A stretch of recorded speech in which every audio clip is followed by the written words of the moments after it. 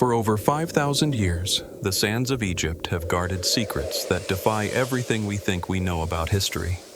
Beneath the blazing sun and eternal pyramids lie questions that science still struggles to answer. How did a civilization with no modern technology carve and align monuments so precise they baffle even today's engineers? Who, or what, inspired the sudden leap in knowledge that built the Great Pyramid with mathematical perfection still unmatched by human hands? Hieroglyphs tell stories of gods descending from the stars, tombs whisper of forbidden rituals, and deep within hidden chambers, discoveries hint at technologies far beyond their time. Every stone, every shadow seems to conceal a truth our modern world isn't yet ready to face. The camera pans over the Great Sphinx as night falls, stars flickering above. Tonight, we journey beyond the limits of science, into the heart of ancient Egypt's most perplexing enigmas. So sit back, relax, and let's dive into the mysteries that time and reason could never bury. In the heart of Egypt's Deir el-Bahari cache, among the carefully preserved remains of pharaohs and nobles, lies one mummy unlike any other.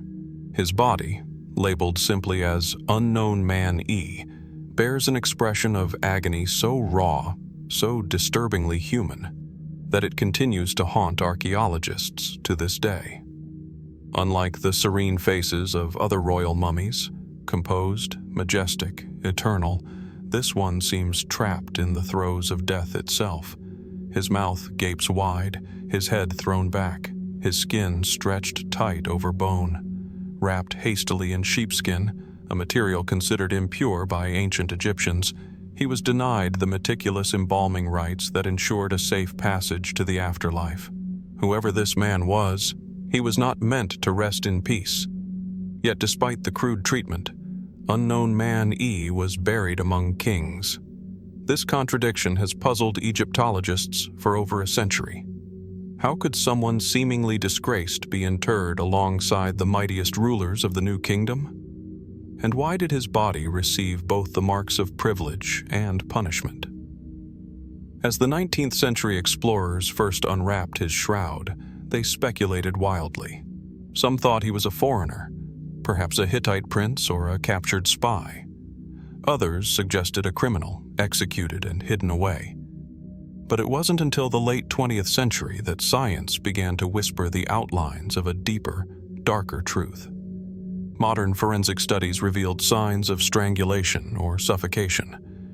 The body bore no wounds of violence, yet the position of the neck, the open mouth, and the contorted face suggested that death had come suddenly, and not peacefully. Inside his wrappings, traces of resin and natron hinted at an interrupted embalming, one that began according to ritual but was abandoned midway. DNA testing would eventually link Unknown Man E to one of Egypt's most infamous dynasties, the line of Ramses III, a period shadowed by betrayal and bloodshed. The genetic data revealed that he shared the same paternal lineage as the great pharaoh himself. And that revelation changed everything. Among the ancient papyri discovered in later years was a text known as the Judicial Papyrus of Turin. It recounts a tale of treason within the royal court, a conspiracy led by one of Ramses III's own sons, Prince Pentawer. The prince, alongside his mother, Queen Nefertiti, plotted to overthrow the aging pharaoh and seize the throne. The plot failed. The conspirators were captured, tried, and condemned. According to the papyrus, the guilty were allowed to take their own lives. For Pentawer, that likely meant suicide, perhaps by poison, perhaps by hanging. So, was Unknown Man E the disgraced Prince Pentawer? The evidence is compelling. The royal bloodline, the age at death, the sheepskin wrappings, symbols of ritual impurity, all align with the description of a prince who had forfeited his divine right through treason. Yet still, nothing is certain. Some scholars argue that the open mouth is simply the result of natural mummification, jaw muscles relaxing, tendons contracting as the body dried. Others note that his burial among pharaohs may not be an act of mercy, but a political necessity, a way for the royal family to hide their shame within the sanctity of royal tombs. But there are stranger theories still. A few researchers have suggested that unknown man E may not have died by human hands at all, that his expression, preserved in uncanny detail, might reveal a reaction to something we cannot yet explain. Poison, perhaps, or an ancient ritual gone wrong. There are even whispers, though rarely uttered in academic circles, of divine punishment, a belief held by some ancient Egyptians that the gods themselves could strike down those who defied Maat, the sacred balance of truth and order. Others point to the embalming itself. Why begin to mummify a traitor at all? Why treat the body with partial reverence? Could someone within the royal household have tried to preserve his soul, even as the law demanded his disgrace?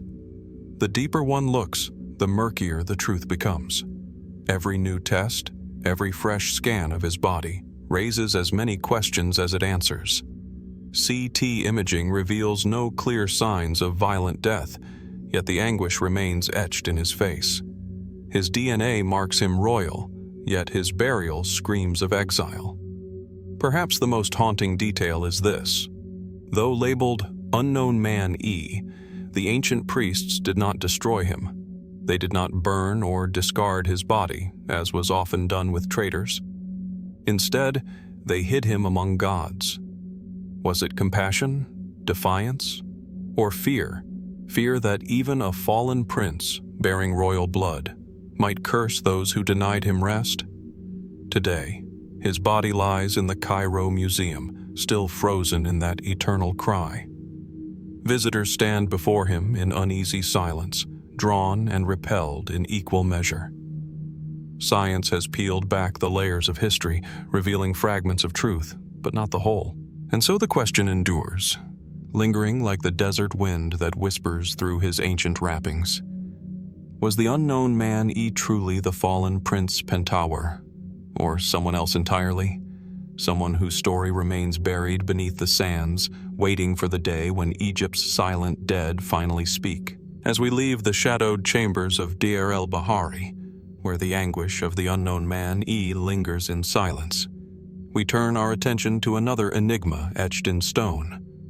One that speaks not of treachery, but of survival, divine will, and the mysteries of ancient record-keeping. High on the rocky cliffs of Sahel Island, overlooking the winding waters of the Nile, stands a stone monument that seems unremarkable at first glance. Its surface is weathered by centuries of sun, wind, and flood, yet the carvings upon it remain astonishingly clear. Rows of hieroglyphs stretching across the basalt like a frozen conversation with eternity. This is the Famine Stela, an inscription whose story intertwines history, legend, and the inexplicable resilience of an ancient civilization. The stela recounts a period of great hunger during the reign of Pharaoh Djoser, ruler of the Third Dynasty. According to the text, the Nile failed to flood, and with its waters gone, the fields turned to dust. Crops withered, livestock perished, and famine gripped the land. It is a scenario familiar to anyone who has studied the rhythms of Egypt. The Nile's inundation was the heartbeat of life, and its failure spelled disaster. Yet the stela hints at something more than natural misfortune. It tells of Djoser's consultation with the god Khnum, the divine potter who fashioned life upon his wheel. In these inscriptions, Djoser beseeches Khnum to restore the river and bring abundance back to Egypt. The narrative portrays the pharaoh as a mediator between gods and mortals, negotiating survival through ritual, devotion, and divine insight. And though the story reads like a piece of religious or political propaganda, its enduring questions remain. Archaeologists have dated the stela to the Ptolemaic period, nearly 2 millennia after Djoser's reign. Why then would a Ptolemaic scribe carve an account of a Third Dynasty famine? Was it simply a literary homage to the greatness of Djoser? Or could it preserve, in some fragmentary form, an oral tradition or historical record of an actual climatic event? The site itself deepens the intrigue. Carved directly into the island's stone, the stela is surrounded by remnants of ancient quarries, offering evidence that this place was considered sacred, or at least symbolically potent, across generations. Unlike royal tombs or temples, the Famine Stela does not house a deity or a body. It exists as a testament, a warning, or perhaps a plea etched in stone for eternity. Its isolation invites questions. Why select Sahel Island? What made this location worthy of preserving the memory of famine so many centuries after it occurred? Historical records from other sources provide partial corroboration of periods of climatic instability in ancient Egypt. Sediment layers along the Nile indicate fluctuations in flooding patterns, hinting that famine was not merely a story, but a recurring challenge. Yet the stela's narrative offers details that science alone struggles to verify.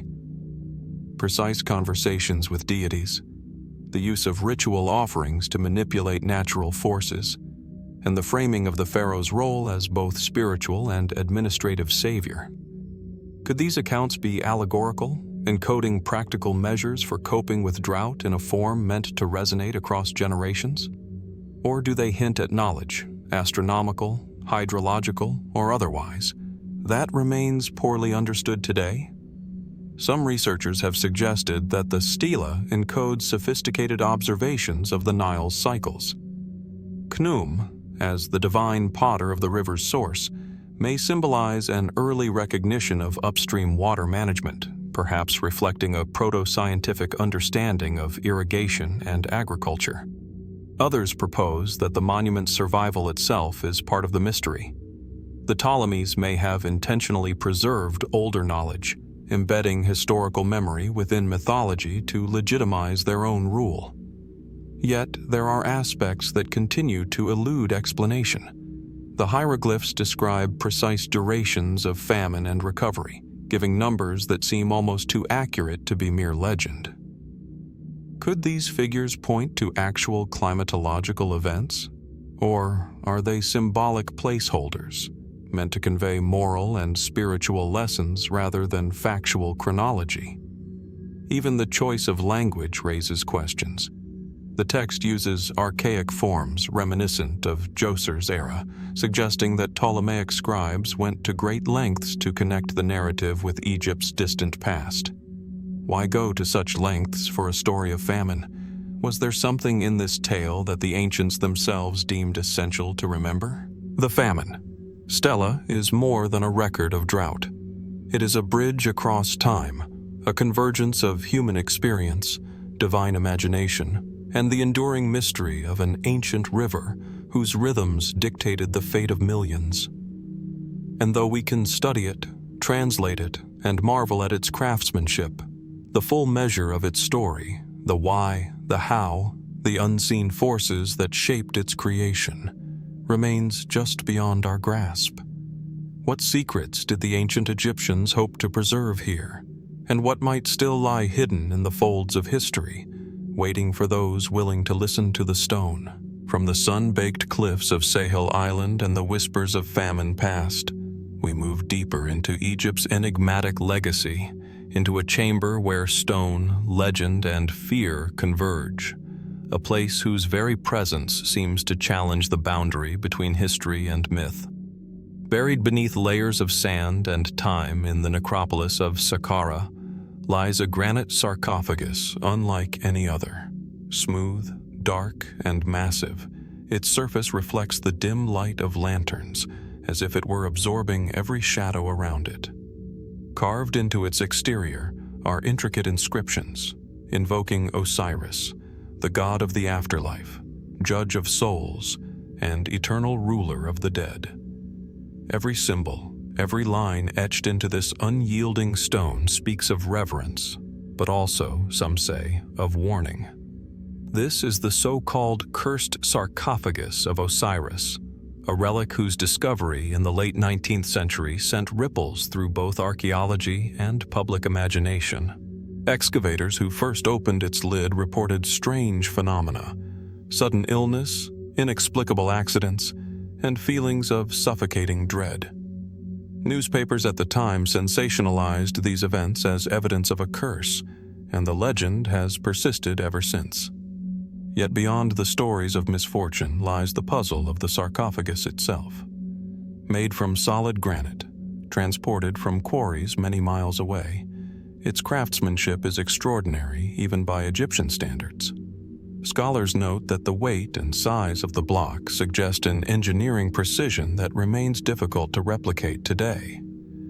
How did ancient builders carve, transport, and position a stone of this magnitude with such exactness?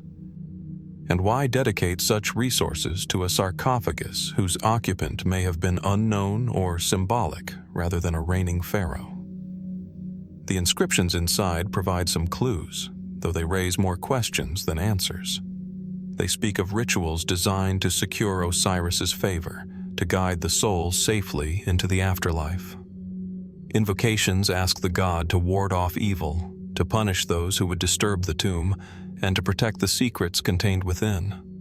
Some archaeologists interpret these as purely ceremonial. Others speculate that they reflect a genuine belief in protective forces that extend beyond death, a concept that the Egyptians treated with a seriousness bordering on obsession. Even modern technology has failed to fully demystify the sarcophagus. X-ray and CT scans reveal that its interior is hollow, but no body lies within. Some suggest that the sarcophagus was never intended to hold a corpse.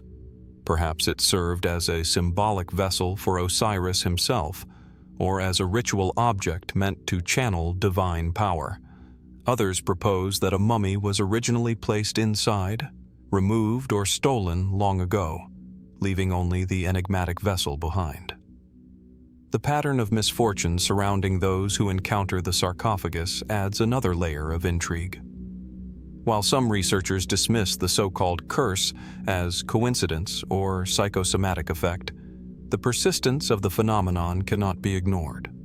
Reports from various excavations describe sudden illnesses, equipment failures, and even untimely deaths among those who handled or studied the stone. Were these merely the product of superstition, heightened stress, and human error? Or is there something more subtle, something ancient and purposeful encoded in the sarcophagus itself? Theories abound. Some historians suggest that the inscriptions contain coded warnings, or perhaps instructions meant to prevent unworthy individuals from accessing sacred knowledge. Fringe interpretations propose that the sarcophagus may contain a kind of stored energy, a magnetic or vibrational field left over from its construction. Others venture that it represents a form of early psychological engineering. By instilling fear and awe, the Egyptians could ensure the sanctity of their burial practices. And yet, for all the scientific inquiry, one cannot ignore the aura that surrounds the object. Standing before it today, in the quiet of the tomb, one senses the weight of centuries pressing down, the gravity of human imagination and belief intertwining with stone and shadow.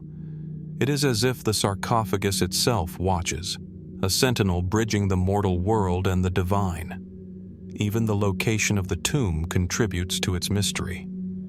Unlike other tombs in Saqqara, which are aligned with precise astronomical or geographical markers, this chamber's placement seems intentionally obscure. Could it have been chosen to enhance spiritual protection, or to isolate the sarcophagus from prying eyes? Or was there a deeper, now forgotten reason, one rooted in rituals and understandings of death that modern scholarship has yet to decode? Consider also the historical context. The worship of Osiris was central to Egyptian spirituality, and the god's narrative, betrayal, death, resurrection, resonated with the rhythms of human life, nature, and the Nile itself. By creating a sarcophagus associated so explicitly with Osiris, the Egyptians may have been attempting more than preservation. They could have been creating a physical conduit to the divine, a focal point where ritual, belief, and perhaps even unknown energies converged. And so the questions remain. Was this sarcophagus meant for a physical occupant, or was it always a symbolic vessel, a bridge to the realm of Osiris? Is the legend of its curse a cautionary tale woven into history, or evidence of something beyond our current understanding? Could there be aspects of its construction, mathematical, spiritual, or otherwise, that ancient Egyptians mastered but modern science has yet to replicate? Standing in the dim light of the tomb today, one is confronted with a paradox. The sarcophagus is both utterly silent and profoundly communicative. It speaks of devotion, fear, and the eternal human fascination with life beyond death. Its secrets are encoded not only in stone, but in the rituals, beliefs, and whispers of those who dared to open it. And so we are left with a lingering sense of awe and a quiet, insistent question. What truly lies within the heart of the cursed sarcophagus of Osiris, and what hidden knowledge, if any, might still echo through the stone, waiting for those willing to listen? As we leave the shadowed grandeur of Osiris's sarcophagus behind, its silent warnings lingering in the mind, we move to a smaller yet equally enigmatic relic, one that speaks not of divine curses, but of words carved in secrecy, messages that have puzzled scholars for centuries. In a modest tomb on the outskirts of Middle Kingdom burial grounds lies the coffin of Amenemhat, a nobleman whose life, by all appearances, was unremarkable in the grand tapestry of Egyptian royalty. Yet this coffin, carved from cedar imported from faraway lands, bears inscriptions unlike any seen elsewhere. Hieroglyphs wind across its surface in patterns that seem both deliberate and perplexing, combining familiar funerary formulas with sequences that resist conventional interpretation. The coffin was discovered in the early 20th century by an excavation team working in the sands near Lisht, the necropolis favored by the 12th dynasty rulers. At first, archaeologists assumed they were dealing with standard burial texts, prayers for safe passage, offerings to deities, invocations of protection. But closer study revealed anomalies. Certain passages appear cryptic, even contradictory, as if they were intended to convey meaning to those initiated in a knowledge now lost to time. Amenemhat's coffin is covered in spells and declarations that reference both the living and the dead, invoking protection from common dangers, but also alluding to cosmic events and cycles rarely mentioned elsewhere. Scholars note the references to the sun's path, obscure constellations, and cryptic mentions of hidden doors in the sky, phrases that seem to suggest a deeper, perhaps astronomical, significance. Were these simply metaphors for the afterlife, or did the ancient Egyptians encode real knowledge into these texts, meant to be understood only by the most learned of priests? Some inscriptions are particularly baffling. One passage, for instance, lists a series of numbers interwoven with hieroglyphs that do not match any known mathematical or calendrical system from the period. Could these be symbolic, ritualistic sequences, or a forgotten method of recording astronomical cycles or secret measurements? Attempts to correlate the numbers with lunar or solar phenomena have produced inconclusive results, leaving room for speculation without offering certainty. Further mysteries arise when examining the coffin's construction. Unlike most Middle Kingdom burials, Amenemhat's coffin was treated with a combination of resin and oils that, according to chemical analysis, produced a preservation effect superior to many royal coffins of the same era. Was this merely a display of wealth or status? Or did the choice of materials carry ritualistic or symbolic meaning linked to the cryptic texts themselves? Some Egyptologists suggest that the coffin reflects a synthesis of practical funerary tradition and esoteric knowledge, an attempt to protect not just the body but the soul through words and substances whose significance we no longer fully grasp. Others propose that these inscriptions hint at political or religious subtexts, subtly encoding messages meant to survive generations in a form incomprehensible to outsiders. Yet, despite rigorous study, no definitive explanation has emerged. The text contains formulaic sections that align with known funerary practices, but these are interrupted by passages that refuse to fit into any conventional framework. Are they meant to guide the deceased through the underworld? Do they serve as coded warnings or instructions for the living? Or do they represent an experimental or localized religious practice that has left few traces elsewhere in Egypt? The coffin's inscriptions also raise questions about literacy and authority. The level of sophistication suggests that whoever composed the texts possessed deep knowledge of language, ritual, and perhaps astronomy or mathematics. Could Amenemhat himself have commissioned these unique inscriptions, or were they the work of a priest or scribe with access to secret knowledge?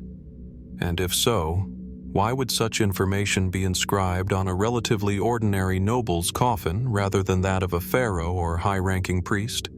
Adding to the mystery is the interplay between visual symbolism and textual content. The coffin's surfaces are adorned with protective deities, winged figures, and geometric motifs. Yet the placement of these images seems deliberate, almost as if they correspond to hidden layers of meaning within the inscriptions. Are the visuals reinforcing the words, or do they offer a separate code, a parallel language of signs meant to enhance the spell's power? Attempts to reconcile the visual and textual elements yield tantalizing hints, but never complete clarity. Modern imaging techniques have helped reveal the finer details of the carvings, yet every discovery seems to deepen the enigma. Tiny scratches, faint annotations, and unusual spacing between hieroglyphs suggest revisions, corrections, or additions made over time. Could these indicate a continuous refinement of ritual knowledge? Or were they intended as a protective mechanism, ensuring that only those who truly understood could unlock the coffin's secrets? As we contemplate Amenemhat's coffin today, it is easy to feel the weight of centuries pressing down through the carved cedar. The object speaks in silence, inviting reflection on the sophistication of Egyptian belief, the interplay between knowledge and ritual, and the mysteries that survive even in seemingly mundane tombs. Here, in the quiet of the burial chamber, we are confronted not with the grandiose, but with the intimate, the way humans have always sought to secure their place in the world, the afterlife, and the cosmos through language, art, and ritual. And yet, the coffin refuses to reveal all its secrets. The texts challenge modern scholars, whispering hints of knowledge that may forever elude us. They remind us that for all we understand about ancient Egypt, there remain layers of thought, practice, and belief that lie hidden beneath the surface, waiting for discovery, or perhaps lost to time entirely. What truths did Amenemhat hope to preserve within these inscriptions? Were they intended for himself, for the gods, or for a secret audience long vanished? And what deeper knowledge, encoded in these carefully chosen words, still eludes our understanding? The coffin sits, silent yet insistent, a testament to an ancient mind reaching across millennia, daring us to listen, interpret, and wonder what mysteries remain buried in the sands of Egypt. As we leave the quiet, coded messages of Amenemhat's coffin behind, our journey takes us from the intimate spaces of the tomb to a grand architectural statement etched into the cliffs of Deir el-Bahari, a monument that rises like a testament to power, devotion, and an alignment that continues to baffle scholars. The mortuary temple of Hatshepsut stretches along the western cliffs of the Nile Valley, its terraces and colonnades blending seamlessly with the natural rock face. Sunlight spills across the cream-colored stone, illuminating the temple's linear symmetry, its cascading ramps, and the delicate reliefs that depict the reign of one of Egypt's most remarkable female pharaohs. At first glance, it appears to be a triumph of design and artistry, a celebration of divine kingship carved into stone. Yet the more one examines its layout, the more subtle anomalies emerge. Hints that the temple may encode knowledge or intentions beyond mere decoration. Constructed during the 18th dynasty, the temple's orientation is precise. Its axis aligns directly with the rising sun at the winter solstice, a fact well documented by Egyptologists. Scholars generally interpret this alignment as symbolic, reinforcing the pharaoh's connection to Amun-Ra, the sun god, and asserting the divine legitimacy of Hatshepsut's unusual rise to power. But questions persist. Was this alignment purely ceremonial, or could it indicate a more profound understanding of solar cycles, celestial events, or the rhythms of time that we have yet to fully comprehend? Walking through the temple's terraces, one notices subtle variations in scale and perspective. Certain columns frame distant peaks of the Theban cliffs with uncanny precision. Reliefs depicting Hatshepsut's divine birth or her trading expedition to Punt seem positioned not merely for visual storytelling, but to interact with the path of sunlight and shadow at specific times of year. Could these features be more than aesthetic flourishes? Might they encode astronomical or calendrical information hidden in plain sight within the temple's architecture? The story of the temple is entwined with Hatshepsut's own legacy. As a female ruler claiming the full power of a pharaoh, she faced a delicate political landscape. Some historians suggest that the temple's alignment and design were meant to reinforce her legitimacy, to embed her narrative in stone and cosmos alike. Others argue that there may have been deeper, more esoteric purposes at work, using architecture as a form of ritual or symbolic communication. Messages intended for priests, initiates, or perhaps even for future generations to decode. One of the most intriguing mysteries involves the temple's subterranean chambers. Hidden tunnels and vaulted rooms, some inaccessible without modern excavation, hint at spaces whose purposes remain unclear. Were these simple storage rooms, or did they serve ceremonial functions, perhaps related to the sun's journey or the cycles of life and death? Certain passages are oriented in ways that suggest intentional avoidance of direct sunlight, creating pockets of shadow that may have had symbolic or ritualistic significance. The interplay of light and darkness, open terraces, and concealed corridors seems almost calculated, as if the temple itself were a living instrument of cosmic observation. Further speculation arises when considering the reliefs themselves. Scenes depicting Punt, divine rituals, and offerings are detailed with extraordinary care, but subtle anomalies, unexpected repetitions, seemingly redundant inscriptions, or unusual positioning invite questions. Were these artistic choices purely decorative, or do they encode information about trade, religious practice, or even celestial events in ways we do not yet understand? Could the temple serve as a map, a calendar, or a guide, blending earthly power with cosmic order? The precision of construction continues to astonish. Massive stones were quarried, shaped, and transported with a sophistication that modern engineers struggle to replicate without cranes or machinery. The alignment of colonnades with cliff faces and natural terraces demonstrates a mastery of geometry and surveying that suggests advanced knowledge of mathematics and astronomy. Could the architects of Hatshepsut's temple have possessed techniques or insights lost to time, encoded in the temple's very structure? And yet, the mysteries extend beyond the physical. Hatshepsut's temple is situated in a landscape dotted with temples, tombs, and monuments, all interacting in ways that may reflect an overarching design, a sacred geography that is still being decoded. Why this location? Why this precise orientation? Was it chosen for symbolic resonance with the Nile, the mountains, or celestial paths? Or did it serve a practical purpose, linking ritual, governance, and cosmology in a way we have yet to fully understand? Modern studies, including laser mapping and 3D modeling, have revealed patterns invisible to the naked eye, alignments that match specific solar, lunar, and even stellar positions at key moments of the year. Yet even with these tools, the purpose of these alignments remains speculative. Are they purely ceremonial, or do they hint at knowledge of cycles and rhythms that surpass our current understanding of ancient Egyptian science?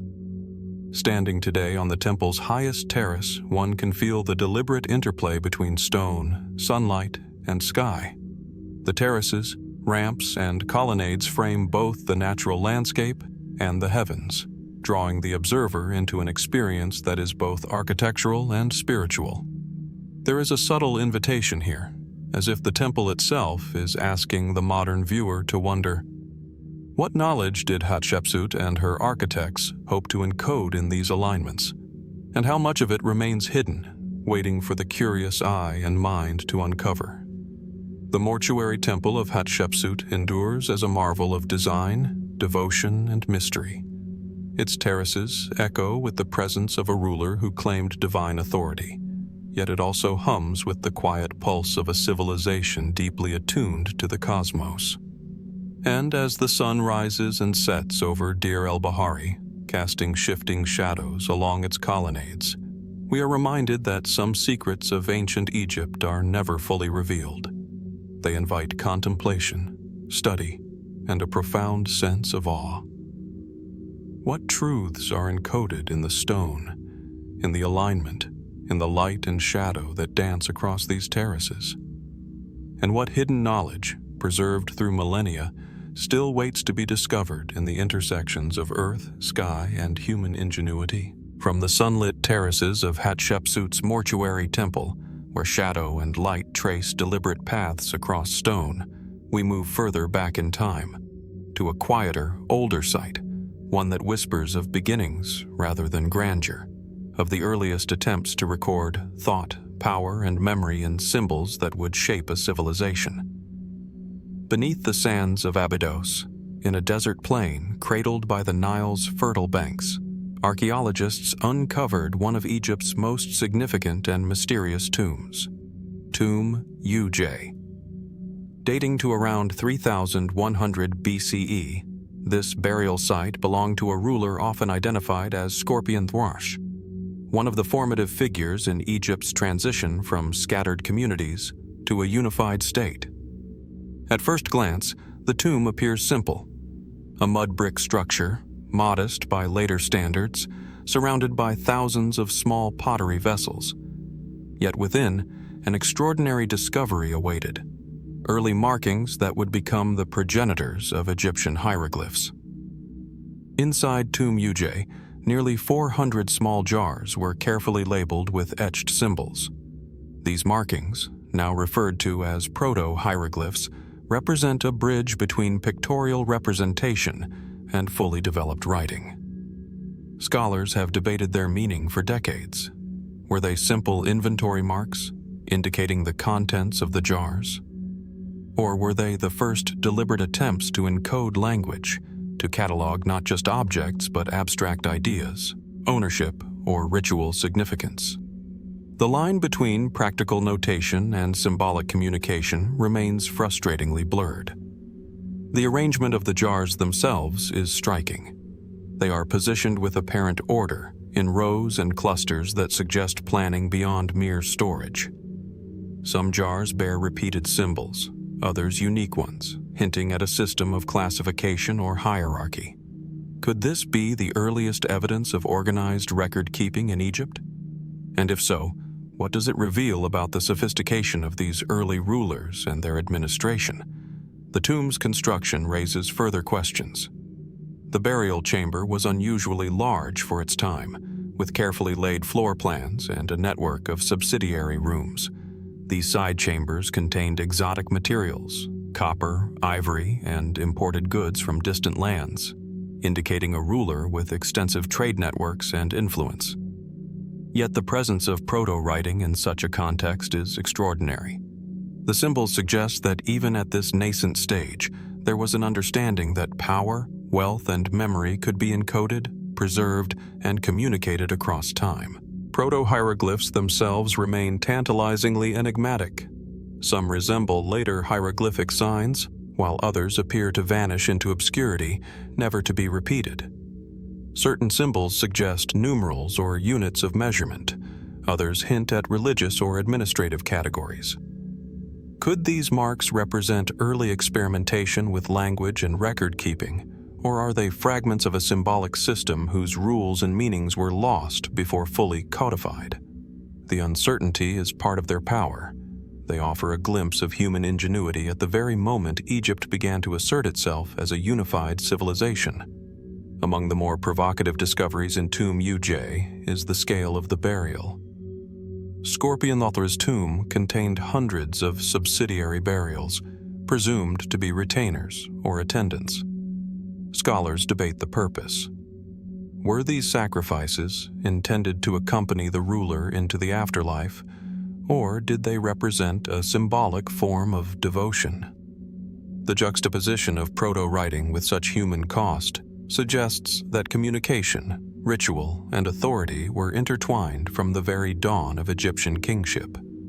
The symbols etched onto jars may have been as much about control and administration as about ceremony and devotion. Some researchers have proposed that Tomb UJ offers evidence of a proto-bureaucracy, a system of early governance encoded in both architecture and script. Others see hints of religious sophistication, a recognition that recording offerings, trade goods, and ceremonial items could ensure cosmic order or mayat in life and death alike. Could these early inscriptions have served multiple purposes, practical, political, and spiritual, all at once? And if so, what does this say about the priorities and intellect of Egypt's earliest rulers? Yet, questions remain. The symbols do not map perfectly onto later hieroglyphs, and many remain undeciphered. Attempts to connect them with spoken language or administrative systems are ongoing, but the lack of contemporary documentation leaves tantalizing gaps. Were these proto-hieroglyphs a temporary experiment, later abandoned and refined into the script that would dominate Egyptian communication for millennia? Or were they part of a deliberate, enduring system whose logic has been partially obscured by time? The tomb itself also invites speculation through its location. Abydos was a site of extraordinary spiritual significance associated with Osiris and the afterlife. Was the placement of Tomb UJ purely practical, or was it selected for symbolic reasons, linking the earliest ruler with divine legitimacy? And does the combination of trade goods, exotic materials, and proto-writing suggest an early awareness of history, memory, and legacy? A ruler consciously seeking to communicate with generations far beyond his own. Today, standing near the remnants of Tomb UJ, one is struck by the subtle tension between simplicity and sophistication. A mud brick tomb, ancient pottery jars, and scratched symbols may seem modest compared to the towering temples and massive pyramids of later dynasties. Yet within these humble beginnings lies a profound statement about human ambition, the need to record, to organize, and to endure. These early signs, etched in clay and stone, remind us that the story of Egypt is not only about monumental architecture, but also about the evolution of ideas, language, administration, and the desire to leave a mark on the world. And so we are left to wonder, what knowledge, beliefs, or practices do these proto-hieroglyphs conceal? Were they simply practical markings, or did they encode deeper truths about life, power, and the cosmos? And what secrets, buried alongside Scorpion 1, remain hidden, waiting for those who are willing to look closely and imagine the world as it was at the dawn of recorded history? Tomb UJ endures as both a literal and metaphorical foundation for Egyptian civilization, a place where symbols became words and words became a civilization's voice. It reminds us that the mysteries of Egypt are not only monumental, they are subtle, intricate, and layered, waiting patiently beneath the sands for those who seek to uncover them. From the earliest inscriptions at Abydos, where the first whispers of writing and administration emerge, our exploration turns to stories that straddle the boundary between history, myth, and the unexplained. Here, in the layered tapestries of Egyptian lore, we encounter figures whose presence seems to transcend the familiar pantheon of gods, hinting at connections that continue to stir debate and fascination. Across temples, tombs, and sacred texts, certain depictions and myths have drawn the attention of researchers seeking patterns beyond the conventional understanding of ancient Egypt. Some scholars and theorists point to the recurring themes of beings descending from the heavens, imparting knowledge and shaping human civilization. These motifs, they argue, bear intriguing parallels to Mesopotamian stories of the Anunnaki, deities described as powerful figures from the sky who intervened in human affairs. In the Egyptian context, references to sky gods, creators of civilization, and divine teachers abound. Deities such as Ptah, Thoth, and even Ra are depicted as imparting specialized knowledge, construction, writing, astronomy, medicine, to humans, sometimes appearing in forms that combine human and non-human features. Statues and reliefs present elongated heads, unusual body proportions, or figures emerging from celestial discs, raising the question, were these symbolic artistic conventions, or do they hint at encounters remembered in human memory, shrouded in myth? Texts from the Pyramid Age and later periods describe gods descending from the sky, establishing order and teaching humanity the arts of civilization. The story of Osiris, for instance, frames the god as a bringer of agriculture, law, and ritual, a figure who shapes society itself. Similar patterns appear in the tales of the Anunnaki, credited in Sumerian texts with guiding humans through early culture, introducing tools, systems of governance, and even language.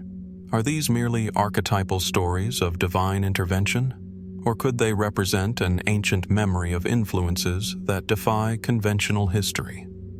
The debate becomes more complex when examining the artistic and architectural legacy of Egypt. Monumental pyramids, precision-engineered temples, and complex hieroglyphic systems emerged rapidly, particularly during the Old and Middle Kingdoms.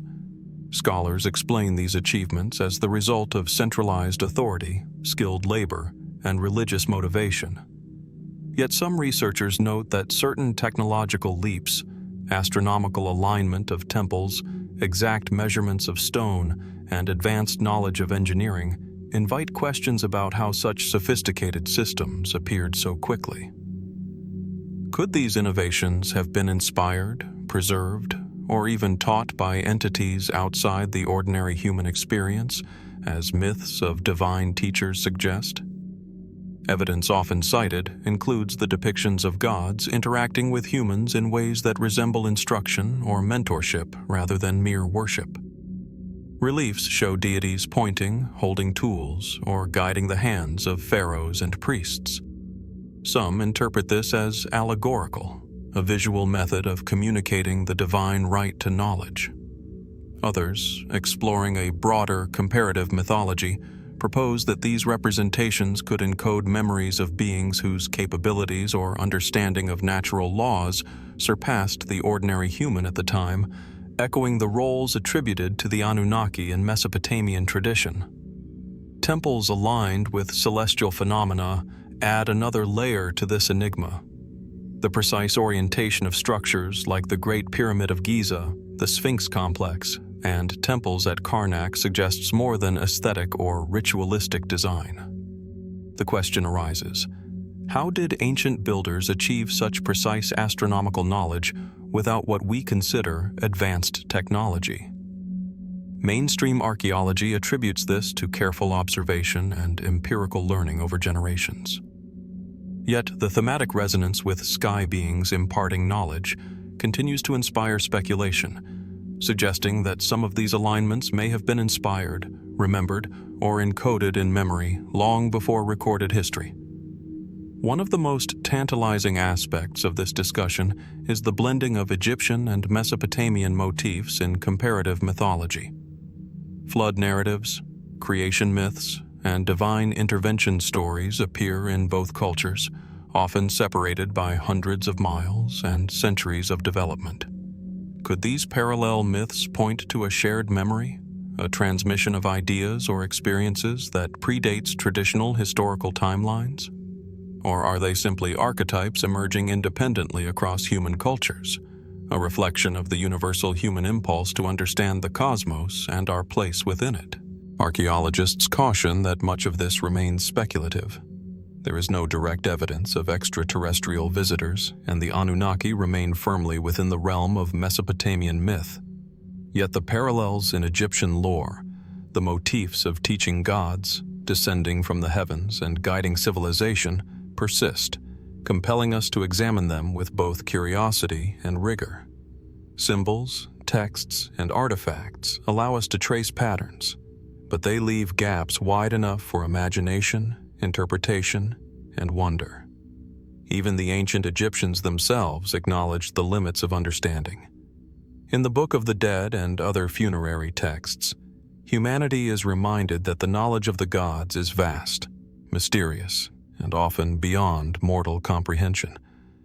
Could the stories that resonate with Anunnaki motifs be a reflection of that same acknowledgement, a recognition that some wisdom is received, observed, or remembered, but never fully explained? Standing today among temples, tombs, and pyramids, one senses a continuity of mystery that stretches from the earliest settlements to the height of pharaonic power. The motifs of divine intervention, sky beings, and encoded knowledge endure in stone, in text, and in memory. They invite us to consider the origins of knowledge, the speed of civilization's leaps, and the stories humans tell to explain what they cannot yet fully grasp. And so the question lingers: do the parallels between Anunnaki narratives and Egyptian lore reveal a forgotten history, an allegorical reflection of universal archetypes, or something else entirely, hidden in plain sight across the sands and stones of an ancient land? What truths, if any, lie buried beneath these myths, waiting for those who dare to trace the line between legend, memory, and the unexplained? From the ethereal echoes of divine visitors and celestial myths, we return to the tangible, to a relic that embodies both artistry and mystery, a mask that glimmers with centuries of history, yet keeps its secrets hidden beneath a veneer of gold. Buried deep within the sands of Tanis, the northern necropolis of the Nile Delta, lies the tomb of Pharaoh Psusennes I, ruler of Egypt's 21st dynasty. Unlike the soaring monuments of the Old Kingdom, this tomb was discreet, modest in size, yet astonishing in the treasures it contained. Among them, the golden mask of Psusennes emerges as a striking artifact, a lifelike visage cast in gold, inlaid with lapis lazuli and other precious stones, capturing both the dignity of a king and the enigmatic permanence of death. The mask was discovered in the mid-20th century by French archaeologist Pierre Montet, who had already transformed our understanding of Tanis. Unlike Tutankhamun's famous mask, which dominates popular imagination, Psusennes' mask is heavier, crafted from electrum, an alloy of gold and silver, and designed for preservation in the humid Nile Delta climate. The craftsmanship is exquisite. Delicate engravings trace the contours of brows and lips, while the eyes are set with crystal and obsidian, creating a gaze that seems to observe time itself. Yet, beyond its aesthetic brilliance lies a question that has captivated historians and researchers alike. What does this mask truly represent, and why does it differ so markedly from other royal funerary masks? Mainstream archaeology explains its design as a product of its era. The late Third Intermediate period was characterized by political decentralization and regional variation in artistic expression. Electrum was more readily available in Lower Egypt than the pure gold of Thebes, and the mask's stylized features reflect evolving conventions of kingship. Yet, even within this context, the mask's uniqueness is puzzling. Its features are remarkably naturalistic, almost more so than many of its contemporaries, suggesting an attention to individual identity unusual for Egyptian funerary art. Was Psusennes attempting to capture not only divine authority, but also a personal essence, a presence that would endure across millennia? Intriguing anomalies in the mask's construction further fuel speculation. X-ray analyses reveal unusual layering of metals and subtle cavities within the mask, perhaps intended to reduce weight, enhance acoustics during ritual, or even conceal symbolic materials. Some researchers have proposed that these cavities could have held substances now lost to time, resins, oils, or even sacred powders, imbuing the mask with ritual potency. Others suggest that the mask's composition may have encoded symbolic meanings, the blending of gold and silver representing the duality of Upper and Lower Egypt, or the harmony of mortal and divine elements. The symbolism extends beyond the materials. The mask's expression is calm, serene, yet unyielding, as if the king himself watches the unfolding centuries. Its eyes, in particular, seem to project more than mere artistry. They invite contemplation of mortality, eternity, and the relationship between the living and the dead. How did the artisans of Tanis achieve such a lifelike presence, and was it intentional, or simply the result of refined technique? Could there be a deeper understanding of human perception, emotion, and spirituality embedded in the mask's design? Knowledge that modern science only begins to appreciate?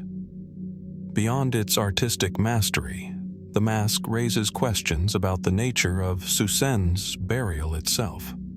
His tomb contained an extraordinary assemblage of treasures: silver coffins, jewelry, ritual objects, and ceremonial items, all remarkably preserved due to the protective mud of the delta. Yet, despite these riches, Tanis's burials were largely overlooked for centuries, perhaps because they were hidden beneath layers of silt and sand. What motivated the careful construction of this hidden necropolis? Was it merely practicality, or might there have been spiritual or ritual considerations intended to shield these treasures, and perhaps the mask itself, from desecration? Some theories venture further, considering whether the mask and other artifacts hint at knowledge lost to time. Could the precision, materials, and symbolic layering reflect a tradition of sacred geometry, metallurgy, or cosmology, an understanding of the natural world and the afterlife that the Egyptians encoded in their art? Fringe interpretations even suggest that certain proportions of the mask correspond to astronomical or mathematical constants, though evidence remains circumstantial. Regardless, the aura of mystery surrounding the object invites us to question the extent of ancient Egyptian sophistication and their conceptualization of divinity and kingship. Moreover, the mask's relationship to ritual cannot be overlooked. In Egyptian belief, the mask served not merely as a decorative covering, but as a conduit for the king's spirit, a vessel for divine protection, and a guarantor of identity in the afterlife. How much of this function was symbolic, and how much was believed to possess literal, metaphysical power? The mask's enduring gaze seems to challenge us to consider that the Egyptians may have conceived of death and preservation in ways that defy modern categorization, blending artistry, spirituality, and practical ingenuity in a single breathtaking object. Today, the golden mask of Psusennes rests in museums, its weight, shine, and silent presence, a testament to human creativity and devotion. Yet, even as scholars analyze its composition, technique, and symbolism, questions persist. Why this form? Why these materials? Why does this mask, unlike so many others, seem to radiate an almost uncanny sense of awareness, of consciousness preserved across millennia? It remains a silent enigma, bridging the gap between the tangible and the metaphysical, the historical and the speculative. And as we consider its place in the tapestry of Egyptian history, we are drawn to wonder. What secrets, now lost, did the mask once hold in life, in ritual, and in the understanding of kingship? And what might it reveal to those willing to look beyond its golden surface, seeking the deeper mysteries encoded in its enduring gaze? From the glittering gold of Psusennes' mask, with its silent gaze spanning millennia, we shift our focus to another enigma, hidden not beneath layers of sand, but concealed in the shadows of history itself, the mysterious resting place of one of Egypt's most revered women, Queen Hetepheres. Hetepheres, the mother of Khufu, the pharaoh who would commission the Great Pyramid at Giza, occupies a unique place in the annals of Egyptian history. Revered as a queen, priestess, and matriarch of one of Egypt's most powerful dynasties, her life is documented through inscriptions, relics, and the treasures unearthed by archaeologists. Yet despite this, her final resting place, the tomb that should have been her eternal home, remains elusive, shrouded in mystery and speculation. The intrigue begins with the discovery of her funerary treasures in the early 20th century by George Reisner. In a small, unassuming shaft at Giza, Reisner found a collection of objects that had once belonged to Hetepheres: a gilded chair, intricately carved beds, jewelry encrusted with precious stones, and a canopic chest that would have held her internal organs.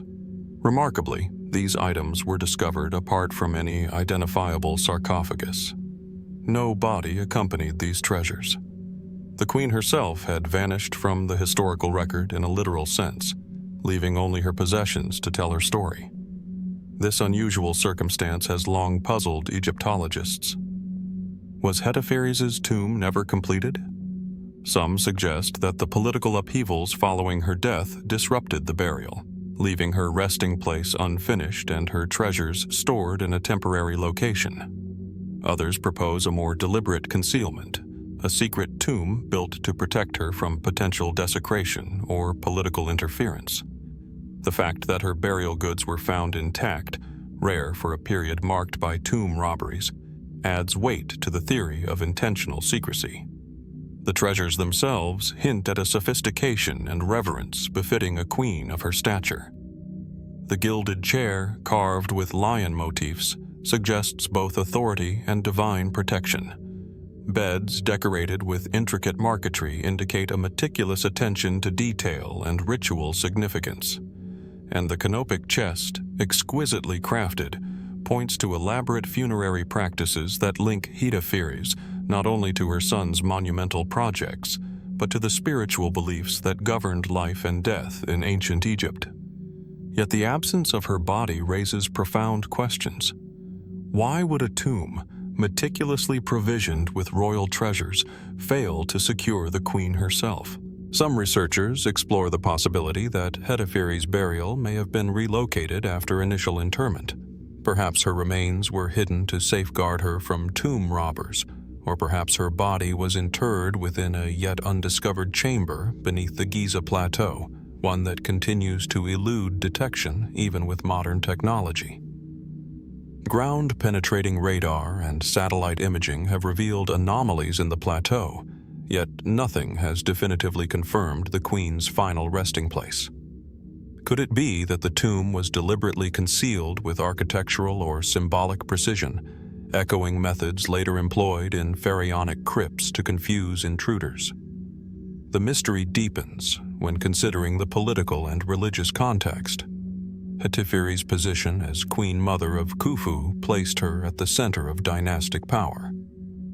Could her burial have been made intentionally obscure to protect not just her remains, but the legitimacy of the ruling family? Or might her disappearance reflect broader rituals concerning royal women, whose burials were sometimes treated differently from their male counterparts, balancing prominence with secrecy? Speculation extends even further. Some fringe theories suggest that Hetepheres' tomb may hold clues to lost knowledge, architectural secrets, or treasures that influenced Khufu's monumental constructions. Others wonder if the queen's burial site was aligned with celestial or geographical markers, intended to harmonize her afterlife with cosmic order, a practice hinted at in later well-documented mortuary temples and tombs. If so, the tomb's location may not be arbitrary. It may be hidden in plain sight, encoded in angles, measurements, or alignments, yet to be fully decoded. The tantalizing combination of preserved treasures and missing remains invites a profound meditation on mortality, power, and memory. The objects speak of a queen who commanded respect and ritual, yet the absence of her body creates a void that challenges our understanding of ancient Egyptian funerary practice. It is a silent enigma, tangible, yet incomplete, magnificent, yet elusive. Even the scholarly debate adds to the sense of mystery. Archaeologists continue to examine burial shafts, inspect artifacts, and reinterpret inscriptions, yet each finding seems to lead to more questions than answers. Could Queen Hetepheres have been intentionally erased from physical record to protect sacred knowledge? Might her body rest in a crypt so ingeniously concealed that even the advanced techniques of modern archaeology cannot yet reveal it? Or is her tomb lost forever, a reminder of the impermanence of even the most powerful individuals? Today, standing at Giza, one can look upon Khufu's Great Pyramid and the surrounding necropolis, and sense Hetepheres' presence in absence. The treasures that survived hint at grandeur, devotion, and care, yet the queen herself remains invisible, a shadow in history whose story is told through objects rather than remains. The mystery of her tomb encourages us to consider the interplay of power, memory, and secrecy in ancient Egypt, how rulers preserved legacy, how artisans encoded status in objects, and how, even in death, humans sought to balance visibility with concealment. And so we are left with an open question. Where does Queen Hetepheres truly rest? And what secrets might her lost tomb still hold beneath the sands of Giza? Could there be chambers undiscovered, messages encoded in the landscape, or treasures preserved beyond our reach? The enigma endures, inviting us to look closer, to wonder, and to imagine the mysteries that remain hidden beneath one of history's most iconic landscapes. From the veiled chambers and lost tombs of Giza, where Queen Hetepheres' treasures whisper across millennia, we journey south along the Nile to a site where the scale of devotion and architecture stretches the limits of imagination.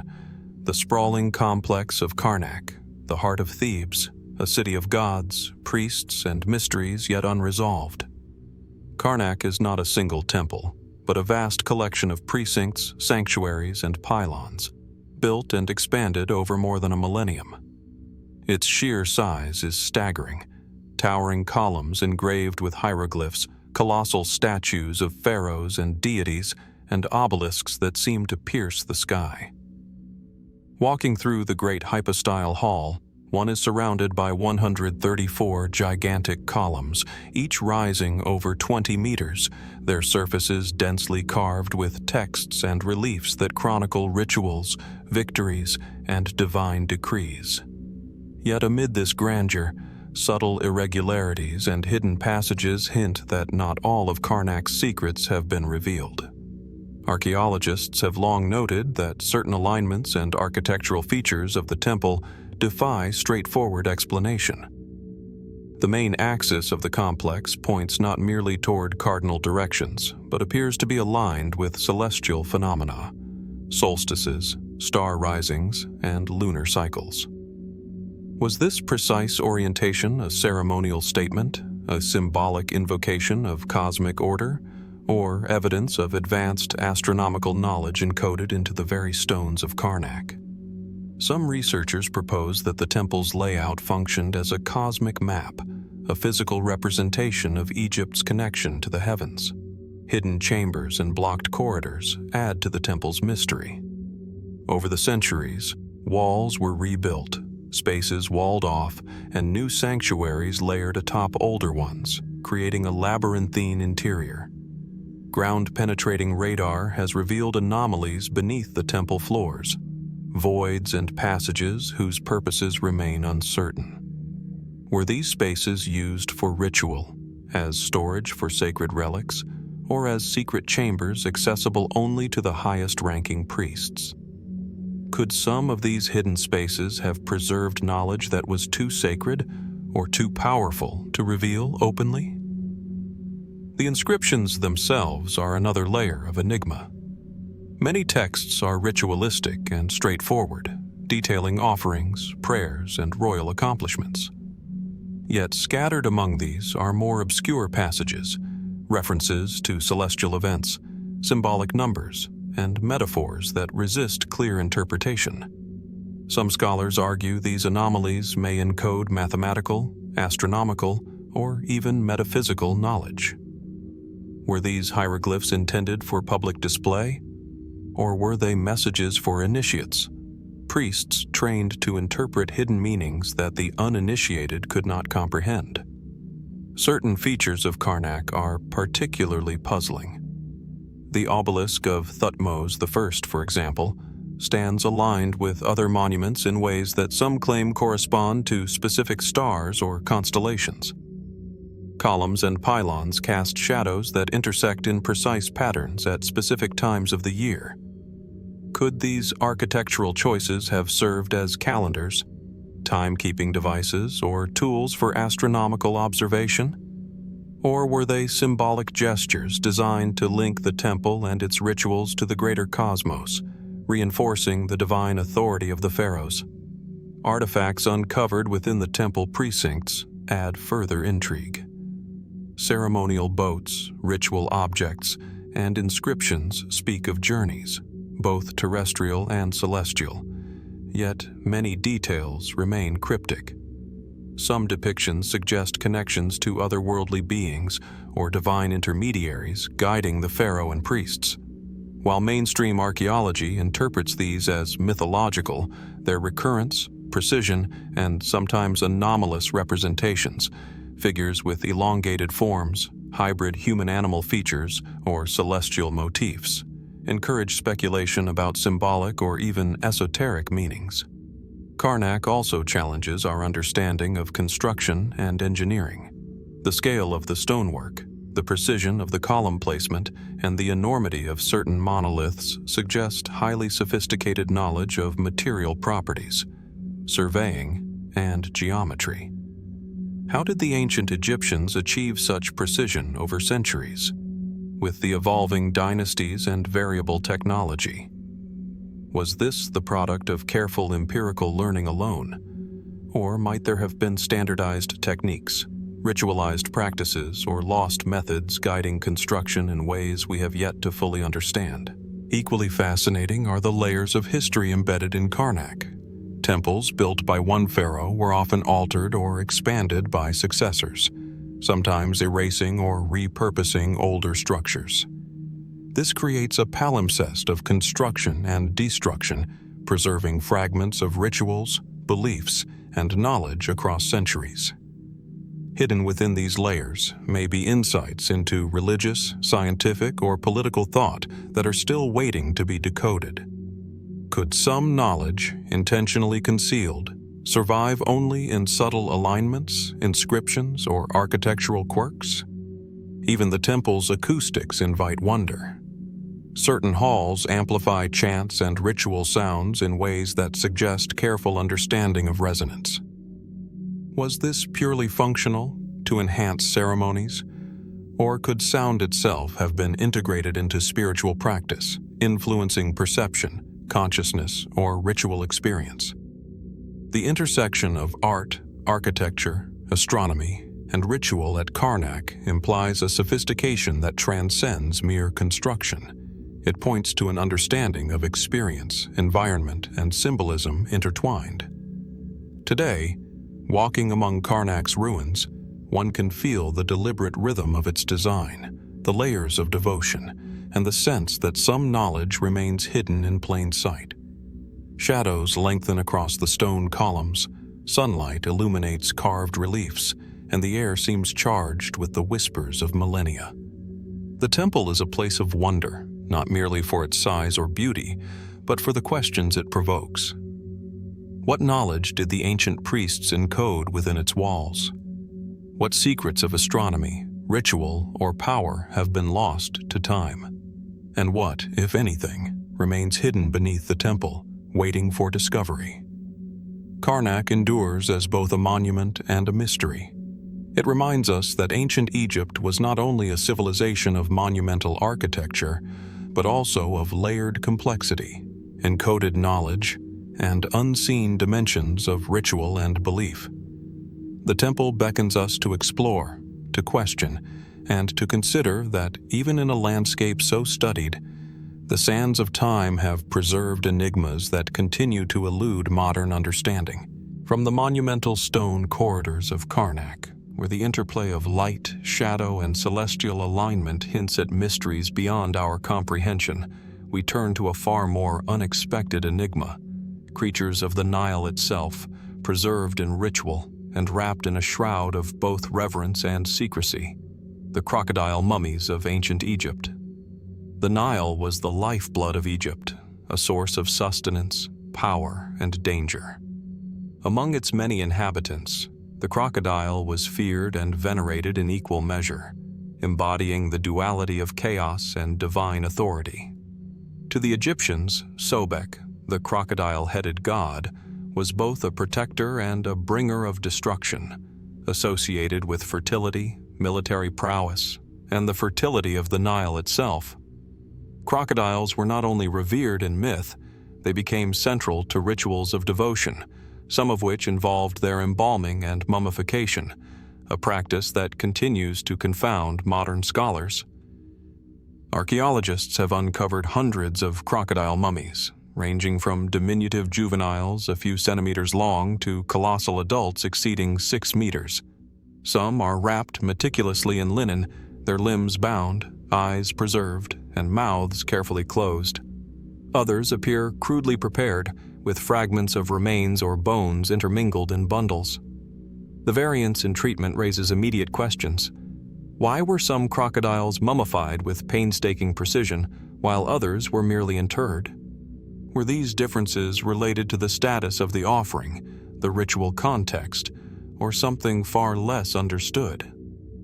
Mainstream interpretations suggest that crocodile mummification was part of a cultic practice honoring Sobek, intended to appease the god or harness his protective power. Some mummies were deposited in temple precincts, especially at Kom Ombo and Fayum, centers associated with Sobek worship. Offerings to crocodile deities may have reflected the desire to secure the fertility of the Nile, protection from natural dangers, or divine favor in matters of life and death. Yet even with these explanations, the scale, frequency, and meticulousness of the mummification practices provoke further questions. How did the Egyptians consistently obtain, transport, and prepare such formidable creatures? And why invest so much care in animals that were simultaneously feared as predators? Even more intriguing are crocodile mummies of extraordinary size, some measuring over 5 meters, whose very preservation defies comprehension. Experts debate whether these represent single individuals or composites, assemblies of bones, shells, and materials crafted to mimic living forms. Could these colossal specimens have served symbolic purposes, representing not literal animals but manifestations of divine power? Or might they have been intended to awe worshippers, reinforcing the omnipotence of Sobek and the ritual authority of the priests who performed these ceremonies? The ritual context adds layers of enigma.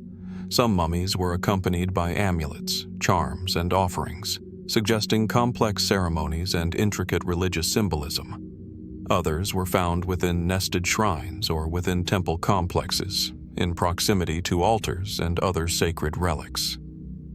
The deliberate placement hints at sophisticated ritual planning, yet the precise meanings remain elusive.